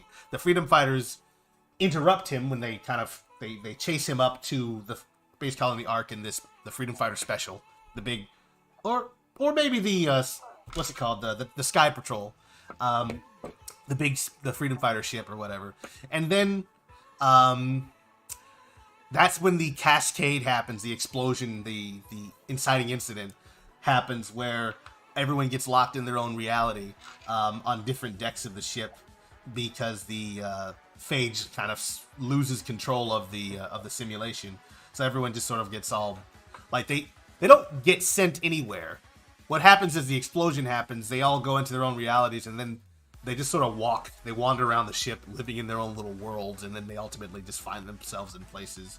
And we can even have it so that when Sally wakes up, like, and then is informed by Nicole, or finds out from Nicole that she's in a dreamscape thing, that she's been in there for like, it's been days. Like, they've all just been like scattered around the ship over time and sort of stuck in their own minds. And that, yeah, no, that was my idea. And it's Sally and the Freedom Fighters. Hear me out. Be a fun cutaway. You see, like Bunny getting ready to like take on Sally, and like the standoff has like a big monologue, a speech or whatever, and then it's just like, back for a second mid-speech, and you see like Bunny just standing like alone in just an empty room of the Ark. Oh. Now, y'all, but that's the thing, because it's Phantom Ruby, it's not in their heads, it's in the area, which is why Sally sees what Bunny sees. Oh, I was gonna say, like, I don't know what the Phantom Ruby is. Yeah, Phantom Ruby is weird. Like, that's why I was changing its properties a little bit for this particular story, because Phantom Ruby is like... Funny though, hear me out, like, Frontier's open world, it looks boring as hell, but turns out, like, that's all fake. The game's actual trailer comes out, and you see, like, Sonic entering, like, Tails' mind or something. Oh, in, like, his own dreamscape or whatever, and you're like, damn it. I mean, they got the virtual world, which is definitely something from Archie. Like, the virtual world is the cyberspace. That's like a thing that they did during the one of the Sonic Universe comics, like side comics to the main series, called Spark of Life, where they introduced this concept of the virtual world where it's like this dimension that predates computing that you can access if you have the right type of hardware. And Sally goes in there to help Nicole fight Phage and release this Dr. LED guy or whatever. And it's like they go in there. She's not physically in there. Her mind is in there. Her body is still outside. But it's like the idea of a virtual world. I'm like, oh, that's something that Ian Flynn made up, and he's reusing it. Of course he is. That's what he does. It's fine. Video games. Are you calling Ian Flynn a hack? No, I'm not calling him a hack at all. I think it's neat. It's an idea that he made somewhere else. He did that a couple of times during the comics run. He did like this fan comic called Other M, like Other Mobius, and it was an alternate universe where Sonic had robot feet. And it's like he introduced these things called prelates. And it was interesting because what's up? How much better do you think the Zombot arc would have been if that was an Archie? Because I think it was like either stated or something that like the Zombot arc was going to be the next like Archie issue, but they had to like move it over to IDW because the comic got canceled or whatever. How do you think the Zombot arc would have worked? I don't know. I feel like it would have been the swan song for the Freedom Fighters. I feel like he was probably trying to move away from him existing in the universe, so unfortunately, it would have been great, but also sad because he would have just killed everybody. Like, all of the characters that I liked, probably. What is this? I don't want to cover that. Yeah, so like it would make sense to be more impactful because it would have been characters that are a lot longer established. Honestly, like you get he just kills all the Freedom Fighters. Like, we're bringing them back, right? No, I'm done. Like, oh, what? For real? Why you gotta do me like that? We need to make it more like the games. Like, the reason I'm reading these comics is because they're nothing like the games. Don't you understand? The games are boring. It's not that the games are boring. They just don't have any continuity, and I like a comic. I like the continuity of the stories, man. It's fine. Just let it be that. Stop making everything the games, because the games are not any sort of high water mark for narrative at all. The games are a very low standard. But it's what people are used to, and that's what Flynn wants to do. He can do whatever he wants. That's fine. He's in charge. I'm just saying what I'm saying, you know? I just have an opinion on the matter. I'm saying, yo, Ian Flynn, stop reusing all your ideas. Actually, I don't mind him reusing ideas, because that's one of the things that I enjoyed from his run on the comics. He would just take ideas from earlier in the series and be like, oh, let me adapt that. Like, that's pretty neat. Makes it feel like the world's connected to or something. I mean, you got a better Mecha Sally out of it. Yeah, pretty much. I guess I'll just have to do this like this.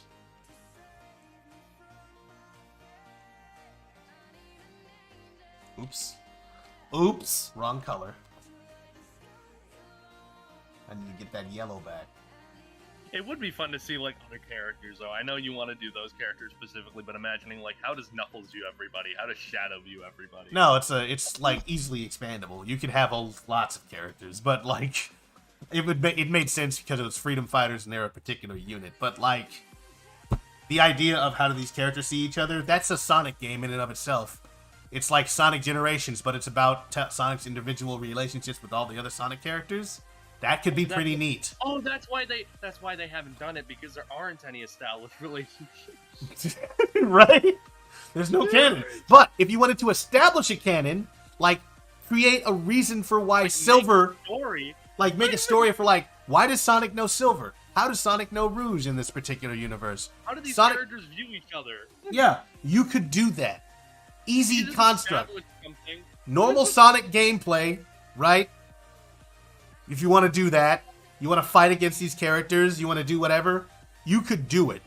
They could, obviously, we know that, from what I understand, Sonic is going to be rescuing his friends from the virtual world or whatever. We're not going to be learning new things about them, but if they wanted to take that opportunity to introduce how Sonic knows Shadow, or what these people are about, that would be a way to do it, through gameplay. Yeah, to give the characters character. I'm not going to sit here and say that my idea is, like, the best, but it's like, it's a direction. It's an angle to play. Yeah, it's like you can see, how does Sonic view Amy or Tails or Shadow? Yeah, what does he look at them like? How does he feel about them for real? They don't really talk much. So like this would be like, oh wait, Sonic, how does he view them? That's because it wouldn't be how Sonic views them. It'd be how they view him, because he'd be playing as Sonic. Unless we would do the Sally Acorn idea where they have a version of you in their mind and you could. No, that didn't work. I mean, no, but how does Tails view Sonic or something like that? Like that kind of thing, like in game canon. Yeah, and I think that's all you really need, because Sonic, how he views them is going to be how you play the game. He sees them as you see them. So, like, he's your point of view character. Tails so that's taken care of. Amy's obsessive. He's what? So Tails is a little bitch, Amy's obsessive, Shadow's an edgelord. Oh, goodness. Yeah, kind of.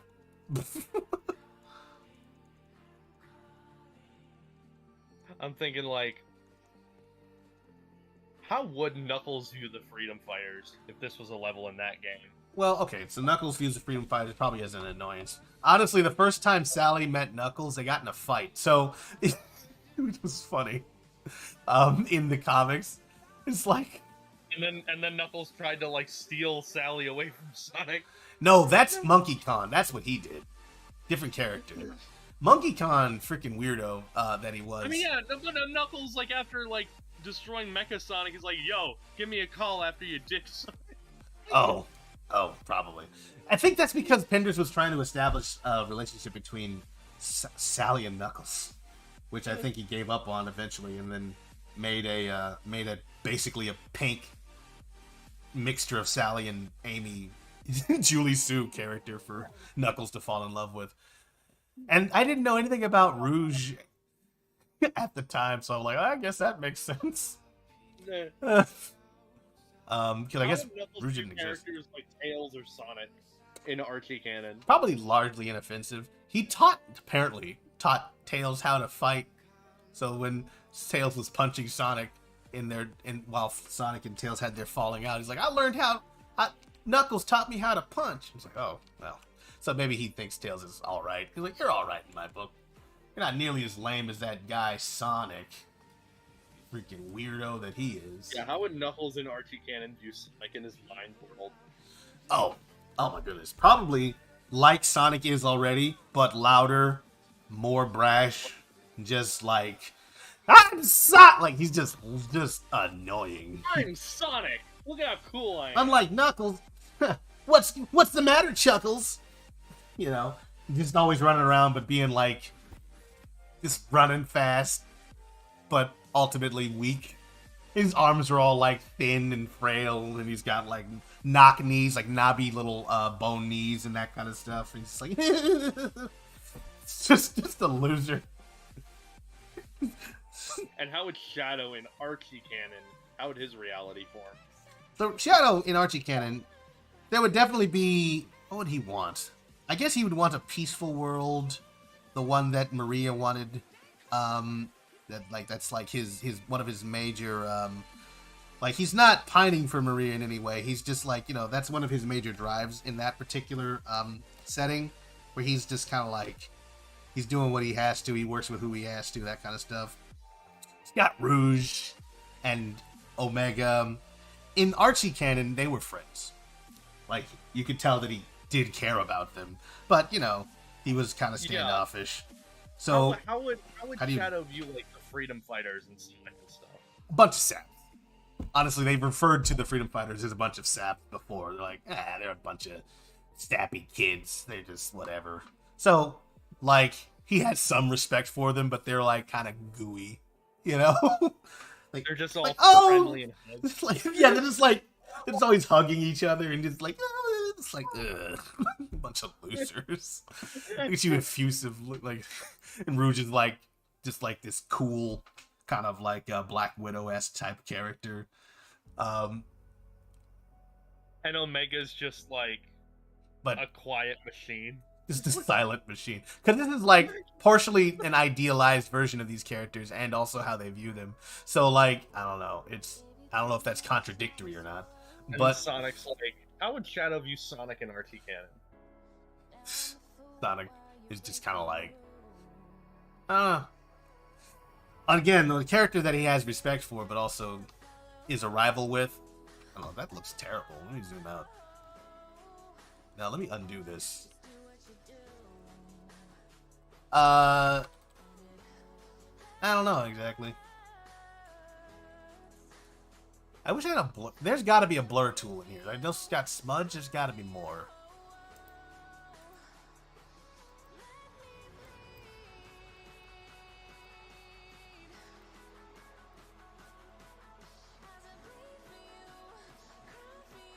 Hang on just a second. I'm trying to do this thing here.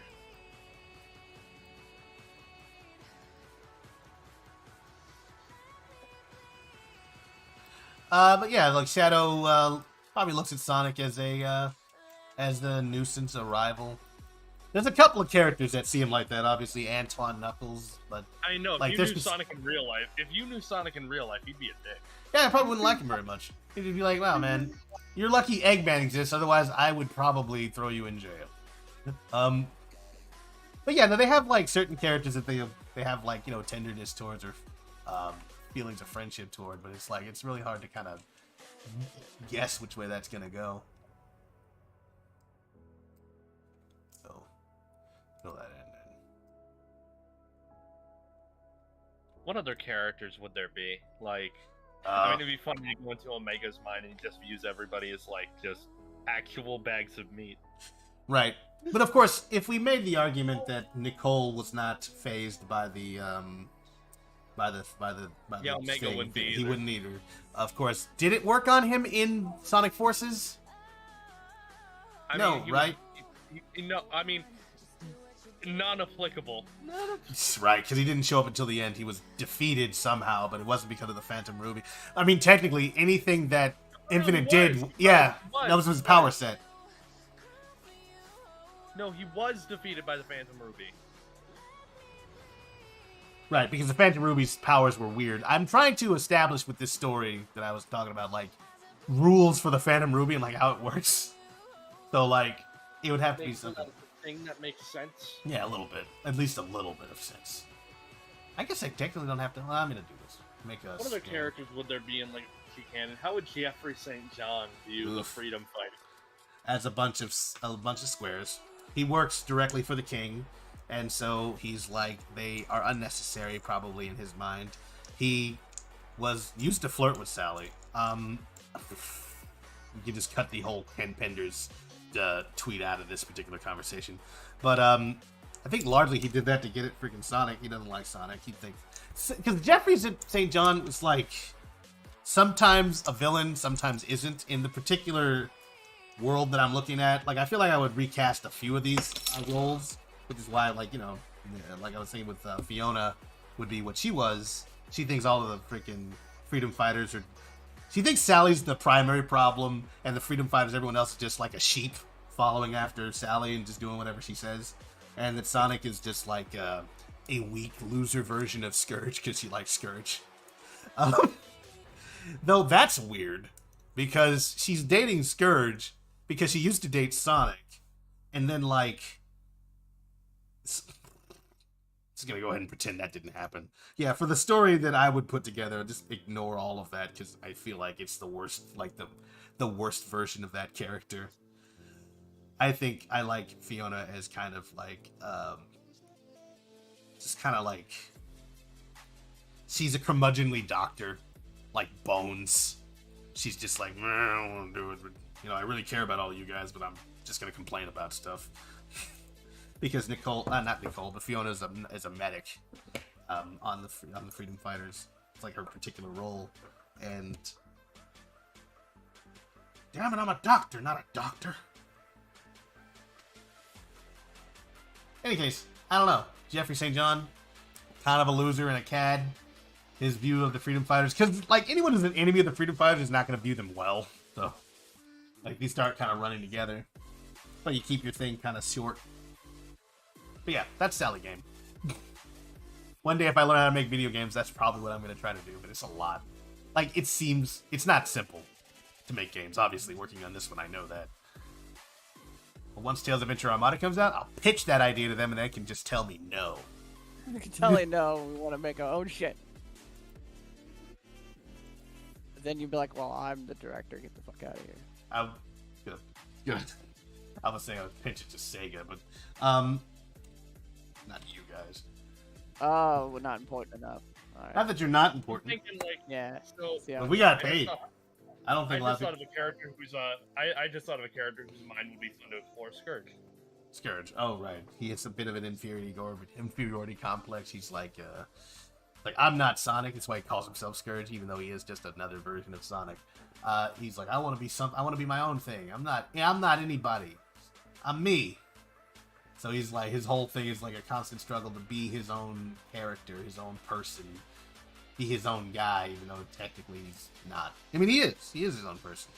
And he's like, I'm not a prime, like I'm Scourge. I'm the real Scourge. I'm the real baddest there is. That's his tagline, the baddest there is. So how would you the other characters in his dream reality? What would they be doing? Everyone's a sucker, you know? The other Sonic is like a worse version of him. He's like, oh, you're just Luke. You're just like this. Oh my god, it's like a bird that just constantly talks down to him and acts as if he's better. Yeah, but he's worse. And he just like trips over his feet and stuff like that. And it's just like, I'm better than you. How is this on here? What other characters are there to explore? There's a lot of characters. Big the cat. Everyone's a friend. Everyone's my friend. I'm Big. I do love and then Archie it's like- just for the addition that he's super strong. Kind of. What's up? Oh, it's Big's world of... It's just simple. Just Froggy. Just fishing and Froggy. That's all he wants. And he is happy with it. Yep. Nothing too simple, nothing too complicated, so you just kind of go into Big's mind. You're like, all right, let me get out of here. Like, hey, Big. He's fine. This is fake. I First know. level of the game. It's like the easy mode. Yeah. And looks like we got about everything. I didn't do the gloves yet. No, I did do the gloves. What else? I'm thinking...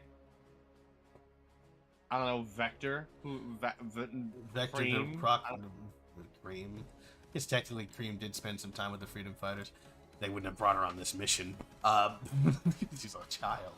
Honestly, I think of a lot of the game characters like Cream or Big or Vector. I forget that a lot of them are even in Archie. Because I only think of the Freedom Fighters and Sonic and Tails. Like, Well, yeah, they brought in mostly all of the characters that exist in other places, you know, because they're just like, look, man, why not? Where are my materials? Mighty. Like, I feel like a lot of these characters would just be the same as other characters. They start getting into a place where, like, well, these guys aren't terribly different from one another. Like, Sonic and Mighty are very...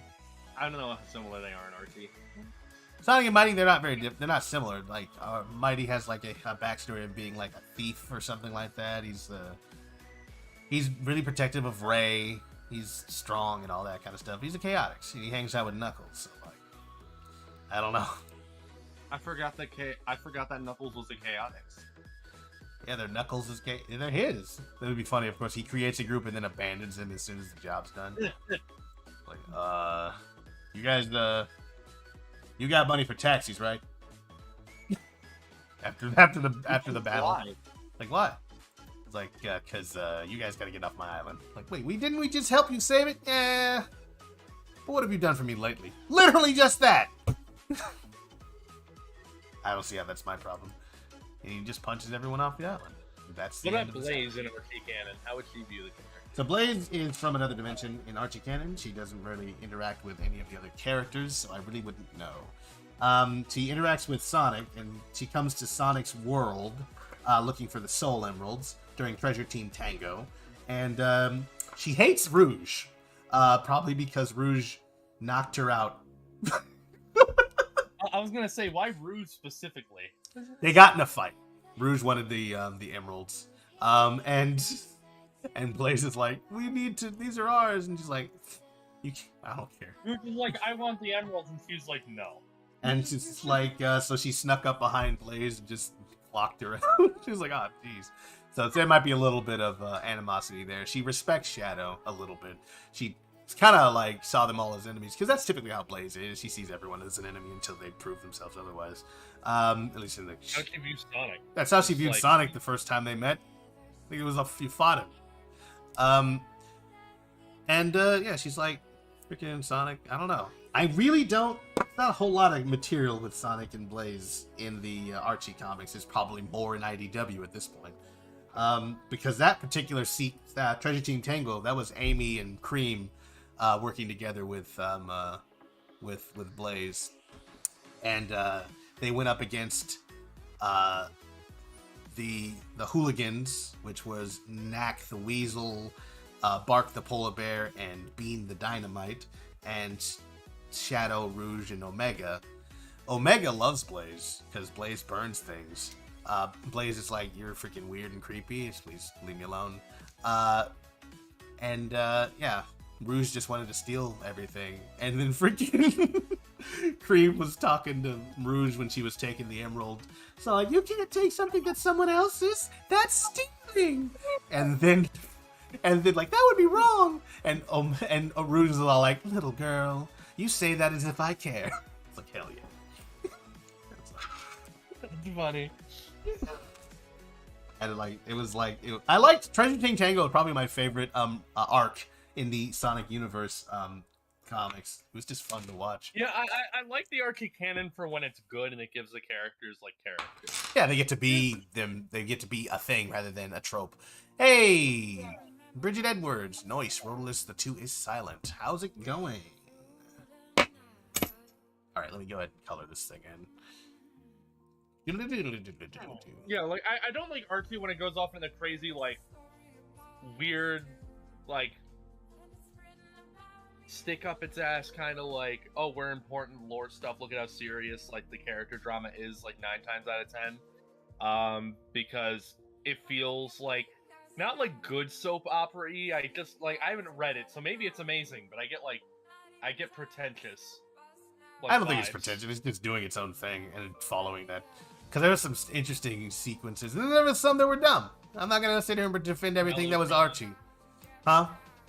Just melodrama. Yeah, the melodrama's not fun. I don't enjoy that. There's some things that I do enjoy. I did like the melon, not the melon.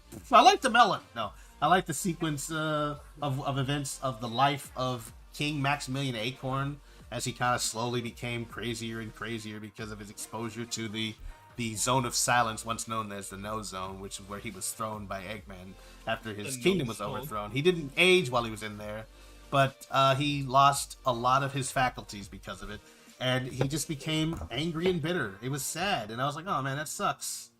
To watch him do that, because Sally's like, "Oh man, he's my dad, I love him," and all that kind of stuff. I spent so much time trying to get him back, and now he's freaking messed up. The whole thing with his story never concluded because they rebooted the story, but ultimately he just wasn't that important, I guess. Then there was I guess the Home series. There's some things that I liked, and then some things that I didn't. It's a long series, so that's just gonna happen. Anyway, the sequence where Sally and Sonic get back together and they try to break into the Death Egg, That and then thing before Sally gets shot. yeah, and then Sonic's impulsiveness leads him to fight against the Silver Sonic rather than try to focus on the mission. He wanted to fight it because he thought it was cool. And then Sally's like, I gotta focus on them. We gotta go and get Eggman. We're running out of time. It's like, oh, well, just a minute, Sal. And Sally runs off, and then Eggman's like, oh. That's the Saiyan blood in Sonic's body. He just wants to fight things. But yeah, like, that's the sequence, right? There were, like, little interesting things. Like, that was like, oh, no, Sally got shot. That was actually affecting to me. I was like, what? You just killed her. And then the world's reset. And then it didn't come back to that. Because it jumped into, like, this, like, alternate universe thing. And it's like, oh, okay. And then from there, we went a couple of other places. Then they came back. And it was like, yeah, a lot of interesting stuff. Okay, message retracted. Thinking like Archie, like, what's it, like, Archie stuff is cool a lot of the time. And I would like some of Archie to be brought into, like, kind of stuff. Mm-hmm. Well, I'm not holding my breath. I'd love to see it. Obviously, that would be nice. It's not something I'm going to campaign for, because I know that ain't about doing nothing. But it's certainly something that I would like to happen. Let's get these eyelids. Eyelids. Burr.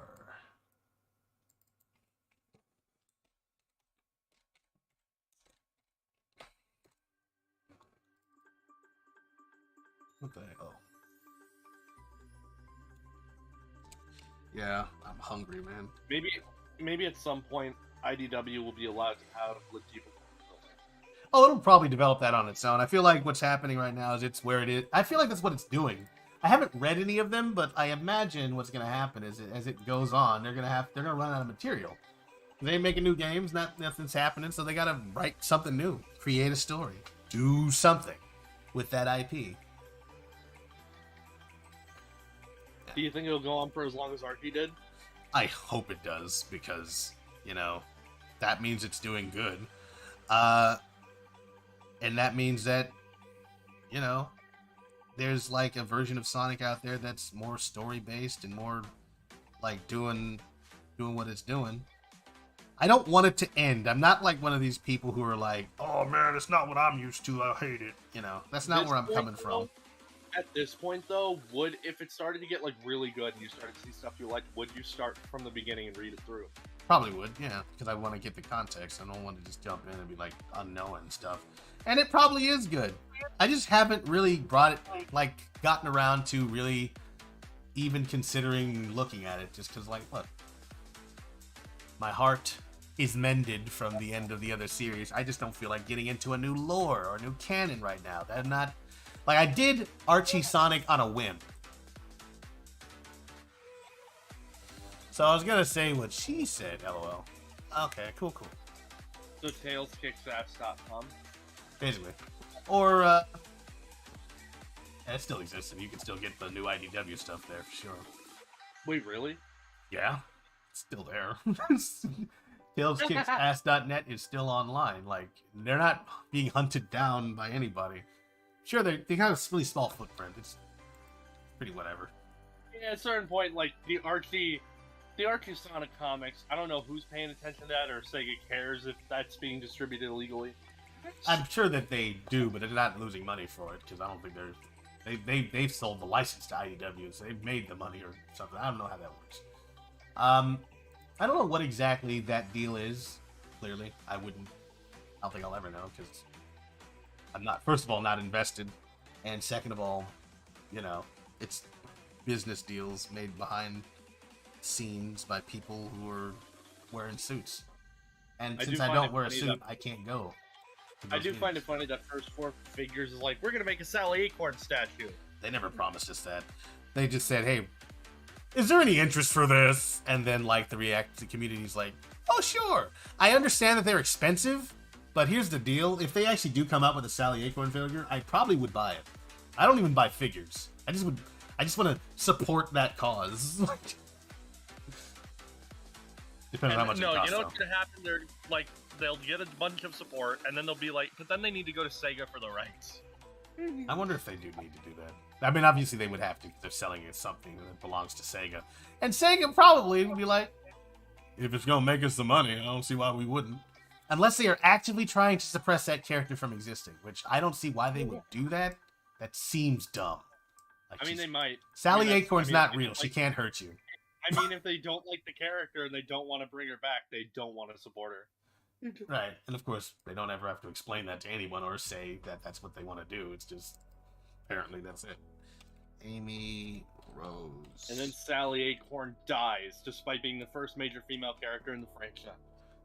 I guess technically not the first. I guess Amy, they kind of debuted at the same time. Sally definitely predates Amy. I guess so. Because they're like, she was... Cause I guess technically, there's that like little Sonic manga thing that came out towards the beginning, like of the game's existence, and it had like this little boy who turns into a Sonic, and he had a sister. I don't know. I don't know who that is. I'm like, that could technically be the one. Any case, there's definitely a gap between her head and muzzle. I need to fix that, but I'll do that later. I'm gonna probably do some editing on Amy's head anyway. It feels like too wide. Why do you think Sega doesn't like Sally? I don't think they don't like her. I think that she just isn't in particular in the view of them right now. They're not thinking about her. I think what you said that one time a while back when they said they were reassessing the value of Sonic the Hedgehog as a franchise to making money or whatever. And it's just like, I was like, that's an interesting way of looking at that. Because, like, you'd think they would have already expected that made money for them. But if they didn't care that much about Sonic the Hedgehog, they don't care about a side character like Sally Acorn at all, you know? It's just, how could they? You know, they reassess the value of the franchise because now it makes them money. Because, like, I guarantee you 1,000% that their focus on Sonic as an IP is that movie. That is their top priority. And it's something they don't have to spend money on because it's being made by somebody else. But yeah, no, I was thinking like, oh yeah, best perspective is a heck of a drug. I was thinking like, well, if that's the case, then I'm not asking them to put this character in a game. They're not doing that. They're barely doing games. They're barely making games. So like, I suffer no delusions of them like gonna actually go in on Sally Acorn in a video game or a game about Sally Acorn. It's just a thing that I want, and if I want it, I can make it. It'll just be my personal project. And then Sega copyrights you. That would be funny as crap.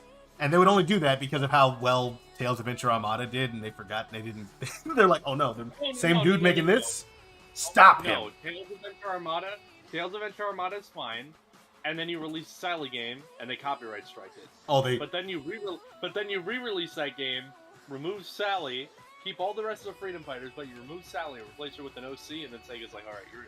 Oh, it was just Sally. That's what they went after because they hate Sally. Gosh, they just don't want her to be. I hate her specifically. But yeah.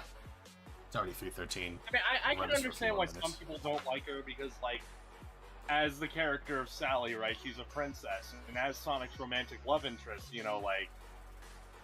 it's that sort of, like, if Sonic gets with Sally and beats Eggman and stuff like that, you see Sonic as, like, a king, and a lot of people don't like that idea of seeing Sonic as, like, royalty, in, like, a position of power like that. Feels weird for Sonic. A lot of people don't want to see Sonic settle down in general. I don't think it has anything to do with their status, though. I mean, maybe, but I doubt it. Maybe some people. But I think largely it's because they don't know who Sally is. They were not introduced to Sally Acorn first. They know about Amy, and she feels like an interloper. I mean, some people legit just don't like Sally. They're afraid that, like, if they bring back the character, it'd just be for creepy people. Yeah, and those people who think that way, like that weird Amy Rose account that keeps telling people to stop shipping Sally with Sonic, those people are insane. Like, they think that Sally fans are insane. They're insane for thinking that. That's how I feel about that. Well, you're insane for thinking they're insane for thinking you're insane. Yeah, but I'm sane, though, because, you go around a circle enough, you come back to being rational.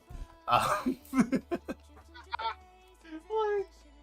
Base color. Probably should just make a material for this one.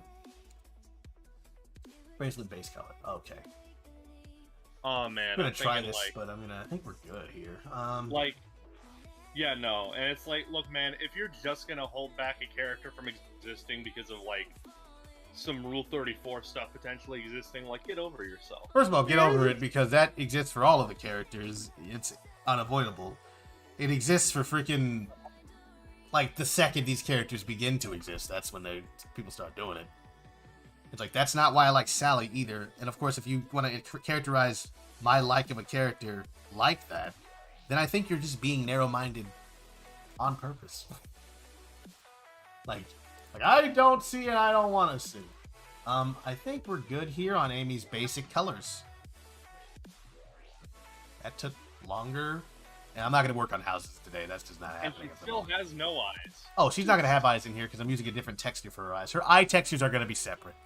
But they're going to be the same eye textures as all the other characters, just different colors, so I wonder if that shouldn't be too much of a problem. As soon as we figure out how to make her eyes work in in Unity. So yeah, there it is. They're not, like, for real textures yet. I forgot that Amy had, like, a dot nose and not, like, a long hedgehog nose. Really? How'd you forget that? I guess you haven't seen a picture of Amy? Or you just don't focus on her nose? I just don't focus on Sonic generally that much, but, like, I just, like, my mental image of Amy, for whatever reason, gave her a hedgehog nose, and I'm like... Nope, that's only a male hedgehog feature. Every other Sonic character, every other, they have the long nose. Yeah. And that's where we're gonna leave that. So yeah, that's Amy. Not done yet. Still need to do, like, the texturing, like, I plan on adding some, like, not streaks, but, like, fur textures to her legs and her hair. It's become super fuzzy. And, some basic... Toes? Did she have toes? No, she does not have toes. We We're decided just not against gonna have. It looks weird in 3D. I think she should have, like, maybe 2 slits or something. Not like toe slits, but maybe black marks. Or, I don't. Some like really light texture. Like textured. Yeah, textured. Yeah, it doesn't have to be like no toenails or nothing. Just like a line that would denote. Just give her hyper detailed. Yeah, a line that would denote, like, here's 3 toes or something. I don't know. It looks weird in 3D. They're just blobs. I mean, that's just what it looks like in the game where she shows up without shoes. Which, no, that was only the TV. Well, no. Amy's water shoes they completely wrap around her toes, so you can't see in the Sonic Olympic Games.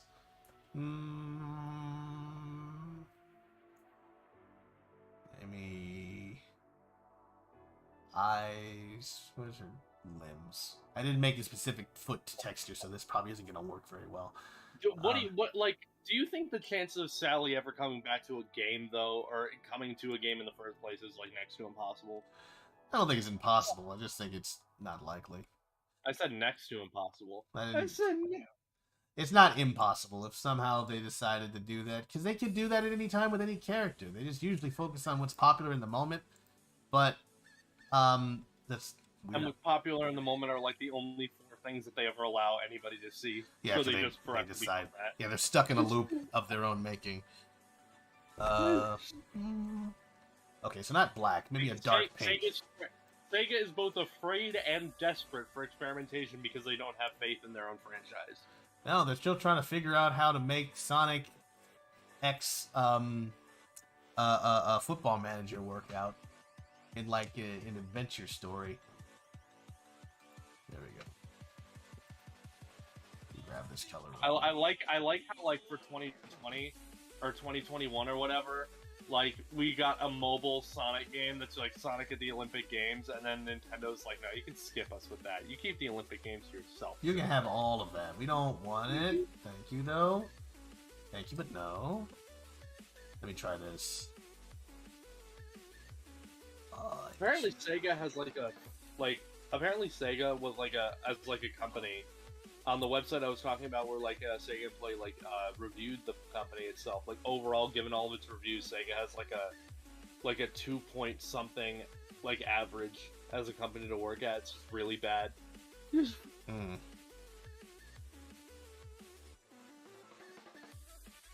Look at those pixelated toes.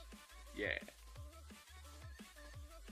Yeah, that's not. Yeah, that's. We don't need much. That makes it look better. Doesn't it? I'm gonna have to bring these all the way to the bottom. Obviously, they'll sell it, but Ooh, you gotta fix that. You gotta fix that toe. That's funky. funky. That's funky. Funky toes. That's triggering my 2D artist brain. Frick. What?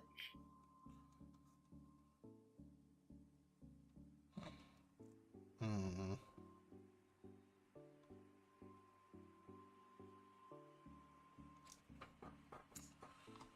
I've got that. Catherine just came in here and was like, "What are you doing? What are you doing? How come you're not talking about me right now? What's wrong with you? You're giving her feet. Do you know what this community will do?" I do not fear the community. That's none of our business. The community will do whatever it will. Honestly, they already have so many pictures of Amy. The only thing that's going to change is the outfit that they start her off in. Yeah, they are. They start her off nice. No, that's exactly what I was coming from. That's what I meant. I mean, it's textured, it's drawn on. I don't know how well that works, but it looks probably better than it would if I'd made it a physical thing. As long as you don't think of those as like the front of her shoes, like the Amy, Boom Amy shoes, like how they have like the little lines on the front of them, because she's wearing like sneakers. Yeah, this is exactly what I was talking about. That doesn't look quite so bad. As long as You don't focus maybe on it's not perfect. There would be some way to touch it up, but I don't know. But this is how much what I was talking about. Pretty good. Maybe if they were like further apart, perhaps. But then, of course, you know, you don't want I don't know. to I don't know do what you something. need to do, but I need to rebuild her feet. I'm not doing it. It's like I'm a rat. not build. You Not know- do it. You know, this is a thing, right? I feel like the term artist is really weird, because when you say like, "Oh, I'm an artist," people think that you draw stuff or you model stuff or something like that, instead of thinking like, "I'm an artist." Like, what do you do? I write stuff. Sometimes you can be an artist who sings, a performing artist. There's different terms, and I'm pretty sure you could nail it down pretty easily in a conversation. Or, through the course of talking to that person, tell them exactly what it is you do. Wow, Amy does not have a look at that cut, like right up her dress. Yeah, no, because I don't want her I didn't want her stomach like pressing through this thing when I ultimately what's the word? Yeah, well, you just need to need to get Amy on a diet. Anyway, yeah, there's Amy. There's it. That's base textures. Really not gonna do too much more. Let's go ahead and let me try this. I'm gonna go to Amy dress here, and we're gonna try to get a. And then a this mask model will going. be. And then this model will be remade by Ratchet Mario, and the only thing that will gosh. really change will be the textures and the head. I do wonder how far I should go in doing textures if that's going to be the case, because we are trying to conform styles. But, I don't know. Do I want to actually put all that effort in and just have it be undone? Well, maybe we won't do that. I'll just try to make them look more like Ratchet Mario things, and I'm not going to try to have her do all of them, because there's a lot of character models to make. We shouldn't be doing the same work twice. If that's a question, you're going to need to dedicate yourself to trying to replicate Ratchet Mario's style. Or here's what I'm going to do. I'm going to make them how I want to, like this, as close as they can be. And then we're just going to go with that.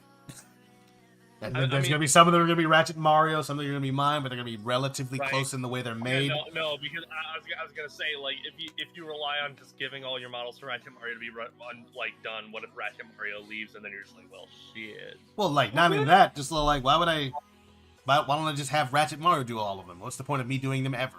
Obviously, she apologizes if that's she doesn't build them from scratch. She just sort of goes over them and then does some extra work.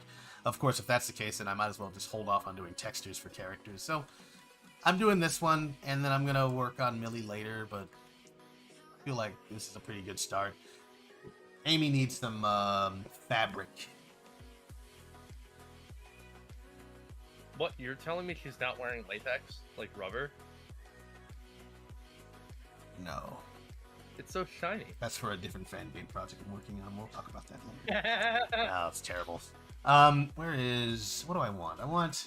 It's like a... It's not leather. It's certainly not leather. It's not denim either. It's supposed to go into the water. There's some It's creases. plastic. It's a plastic dress. It's plastic dress! Fabric. That's for a suit. Baseball hat. Bamboo looks She doesn't nice, even have probably. any, like... I mean, she has wires in her dress. Has she... It's Rodolith, pleated. how does she fit her head... How does she fit her head through the dress head hole? I'm imagining she just... Oh, shoot, never mind. I get...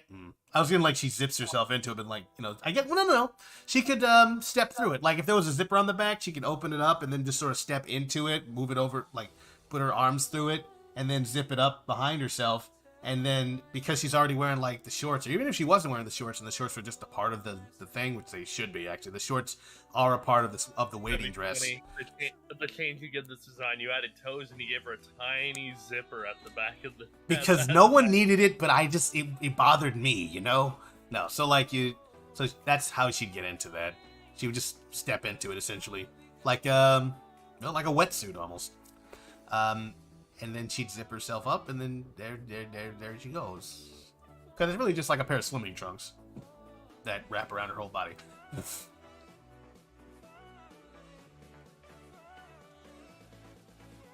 Problem solved. Alright, so we're going to go to mask. Do the pants work the same way? Like mask, I think. Yeah, they're a part of it. They're like the bottom part. They're not connected in this thing, but like if you were imagine like in the drawing, they are connected. And like where the skirt, or like the hem of the, like the inside of the skirt and the outside of the pants, that's just like, it's all one piece. So she just sort of like steps into it. Like I said, and the skirt just sort of hangs around off the outside of it. But they're like sewn together. So she doesn't have to pull the pants on. They're just on there. She just pulls the whole thing on. And then I guess the little sash, she just wraps that around and ties it. Oops. Control Z. I don't want to do that. To make a new layer. Maybe it's a... Maybe it should be a... No. Are the rings part of her glove, or are the rings something she puts on separately? That's an excellent question, and something that's never been addressed in any form of medium. So, like, I assume that they are separate bracelets. But for, like, someone... I assume that they are inhibitor rings. Yeah, they're inhibitor rings, like shadows, and he can just pop them off, and it would reveal more of her power. She would just become so powerful. She'd basically just turn into Shadow. I love Sonic 06, like Sonic 06's inhibitor rings, because when Shadow, like, just squeezes them, they snap off, and then they're, like, smaller than they were before, so they either expand, or, like, they're like, clip-on somehow, like... Yeah. I want to add a paint layer, that's right. Paint layer will be... fabric. Also, my question is, Shadow took off his inhibitor rings on, like, his wrists. Why doesn't he take the ones off his ankles? His shoes would come off. He can't afford to lose his shoes. Otherwise, he'd be naked. You know how this works. No, he doesn't wear shoes. Oh wait, those are just Shadow part of his feet. Those feet are metal. Where are you getting this from? He's an android and he's a robot person. I thought he was an alien. I mean, the answer's all the above. Yeah, stupid. He's an alien, he's an android, and he's just like the ultimate life form. It was, they just sort of like didn't commit to a canon, so Shadow's backstory doesn't exist. Maybe the Maria thing is made up. Fabric, and then we're gonna do a... I just had false memories implanted into my head of a girl getting shot for some reason. They put them in there because they wanted me to be angsty, I guess. White mask. Or black mask, I forget which one does which. I think the one that I usually add is black mask, though.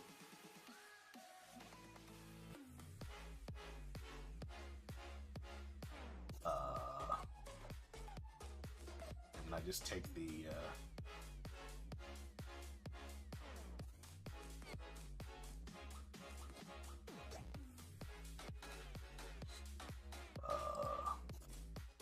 size.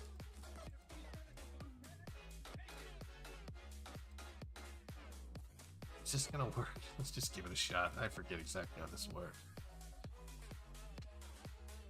Oh, am I not? No, I'm in Amy dress. Why is it not doing anything? Oh, because I didn't pick a brush. Also, I don't want there to be color. No color. I just want the roughness and the height and the normal. Fabric, bamboo, Jurassic is trending on Twitter, like Jurassic Park? No. Oh, an actual fossil was discovered. Neat. Can I make this bigger? No. What am I? Yeah, I can, but that's not what I want.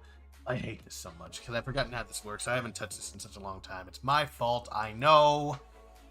Brushes. Then just do like a. Well, somebody posted this weird question. I mean, it's just like, what movie do you like more randomly? Because they're not really connected, but Alien or Jurassic Park? I didn't watch Alien, so I would have to say by default it's Jurassic Park. I haven't watched Alien yet. I've been meaning to, just haven't gotten around to it. But I do like Jurassic Park, for sure.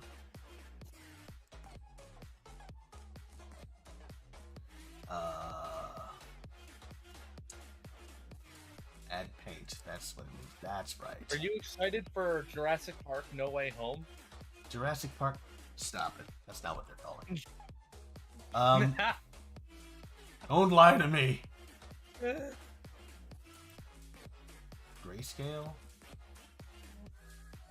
Oh man, I forgot how this works.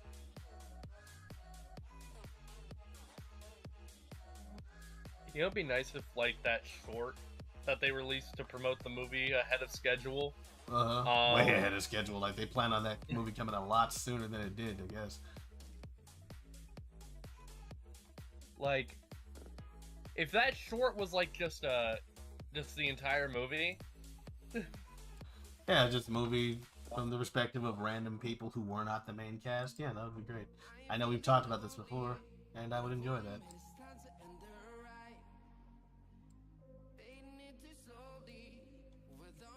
Like, whatever happened to normal people? They don't exist in the Jurassic Park. Well, they get eaten in the Jurassic Park universe. Excuse me.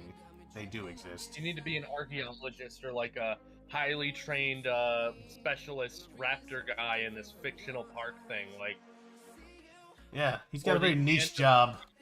Or the children of the CEO. Yeah, some sort of relation. Or, like, someone who knows somebody who works there. Yeah, sure. The first one is the only one that matters. That's true so far, PJ Squared. I did like Lost World. I still do.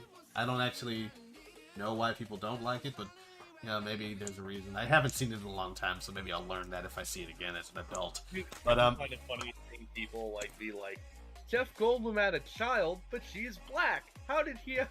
I don't know. You've never heard of adoption? No, apparently not. Not even adoption. Like, you could have a black girlfriend or wife. She's not in that movie, I don't think. No, right. He was already X something. The movie was... It had that Vince Vaughn in it for a second. I mean, it does have the "Hey You" thing where she does like a backflip. And She does do a. She does kick the raptor out the door, and it is kind of like, all right. But also, I think that's the first instance in which a human killed a dinosaur in any of these movies. Because the dinosaurs are never killed by people. It's so stilted too. It's like, "Hey you." Okay. I think I'm gonna go ahead and call this stream for right now. Because I need to remember how to do fabric. I'm gonna have to go back and look at some of my previous projects and see how I made that work on other things, so that when I come back next week, I need to learn how to do fabric. What, like digitally? No, I'm gonna make actual fabric. yeah, I'm gonna go and buy myself a loom, get a shuttle. I'm gonna scan it and then use that as a digital texture. Yup, that's how we do things around here in Project Armada. We make it even unnecessarily difficult. All right. Anyway, thank you all. Thank you for coming out. It's always fun to see you guys and say hi and all that. It's wonderful being back. We're gonna be back the week after next for another round of this stuff. We're gonna keep working on these textures, keep doing this fine work here, and we appreciate it when you guys come by always. And we hope to see you again very soon. But you know, it's time. It's just time, y'all. You know what I'm saying? I'm tired, and I have a thing I gotta do this evening, and it's just, you know, let me not pretend that I didn't love it to hang out with you guys. You know, you're all so wonderful. You love being with us, Rodolus? Love is a strong word. I love talking into a microphone. I like talking. No, you guys are great. Ducks. But yeah. What is going on with this thing? Hang on. Okay. But yeah, thank you for watching. Okay, I love you guys. All right. Hey, Mr. Quiff. Welcome. I love you too, Rodolus. Oh, you're... I did just read the chat. I'm looking at the chat. We're looking at the chat right now. Thank you very much, Mr. Quivy, for saying thank you. I guess I should say you're welcome. That's the actual word. Love's good. Goodbye. But thank you. Admit that you love us. Absolutely. I read the chat, PJ. All right. I love you all. You have been wonderful. Goodbye. Yeah, you can watch the rest of the stream later, Mr. Quibby. Sorry about that, man. All right. Well,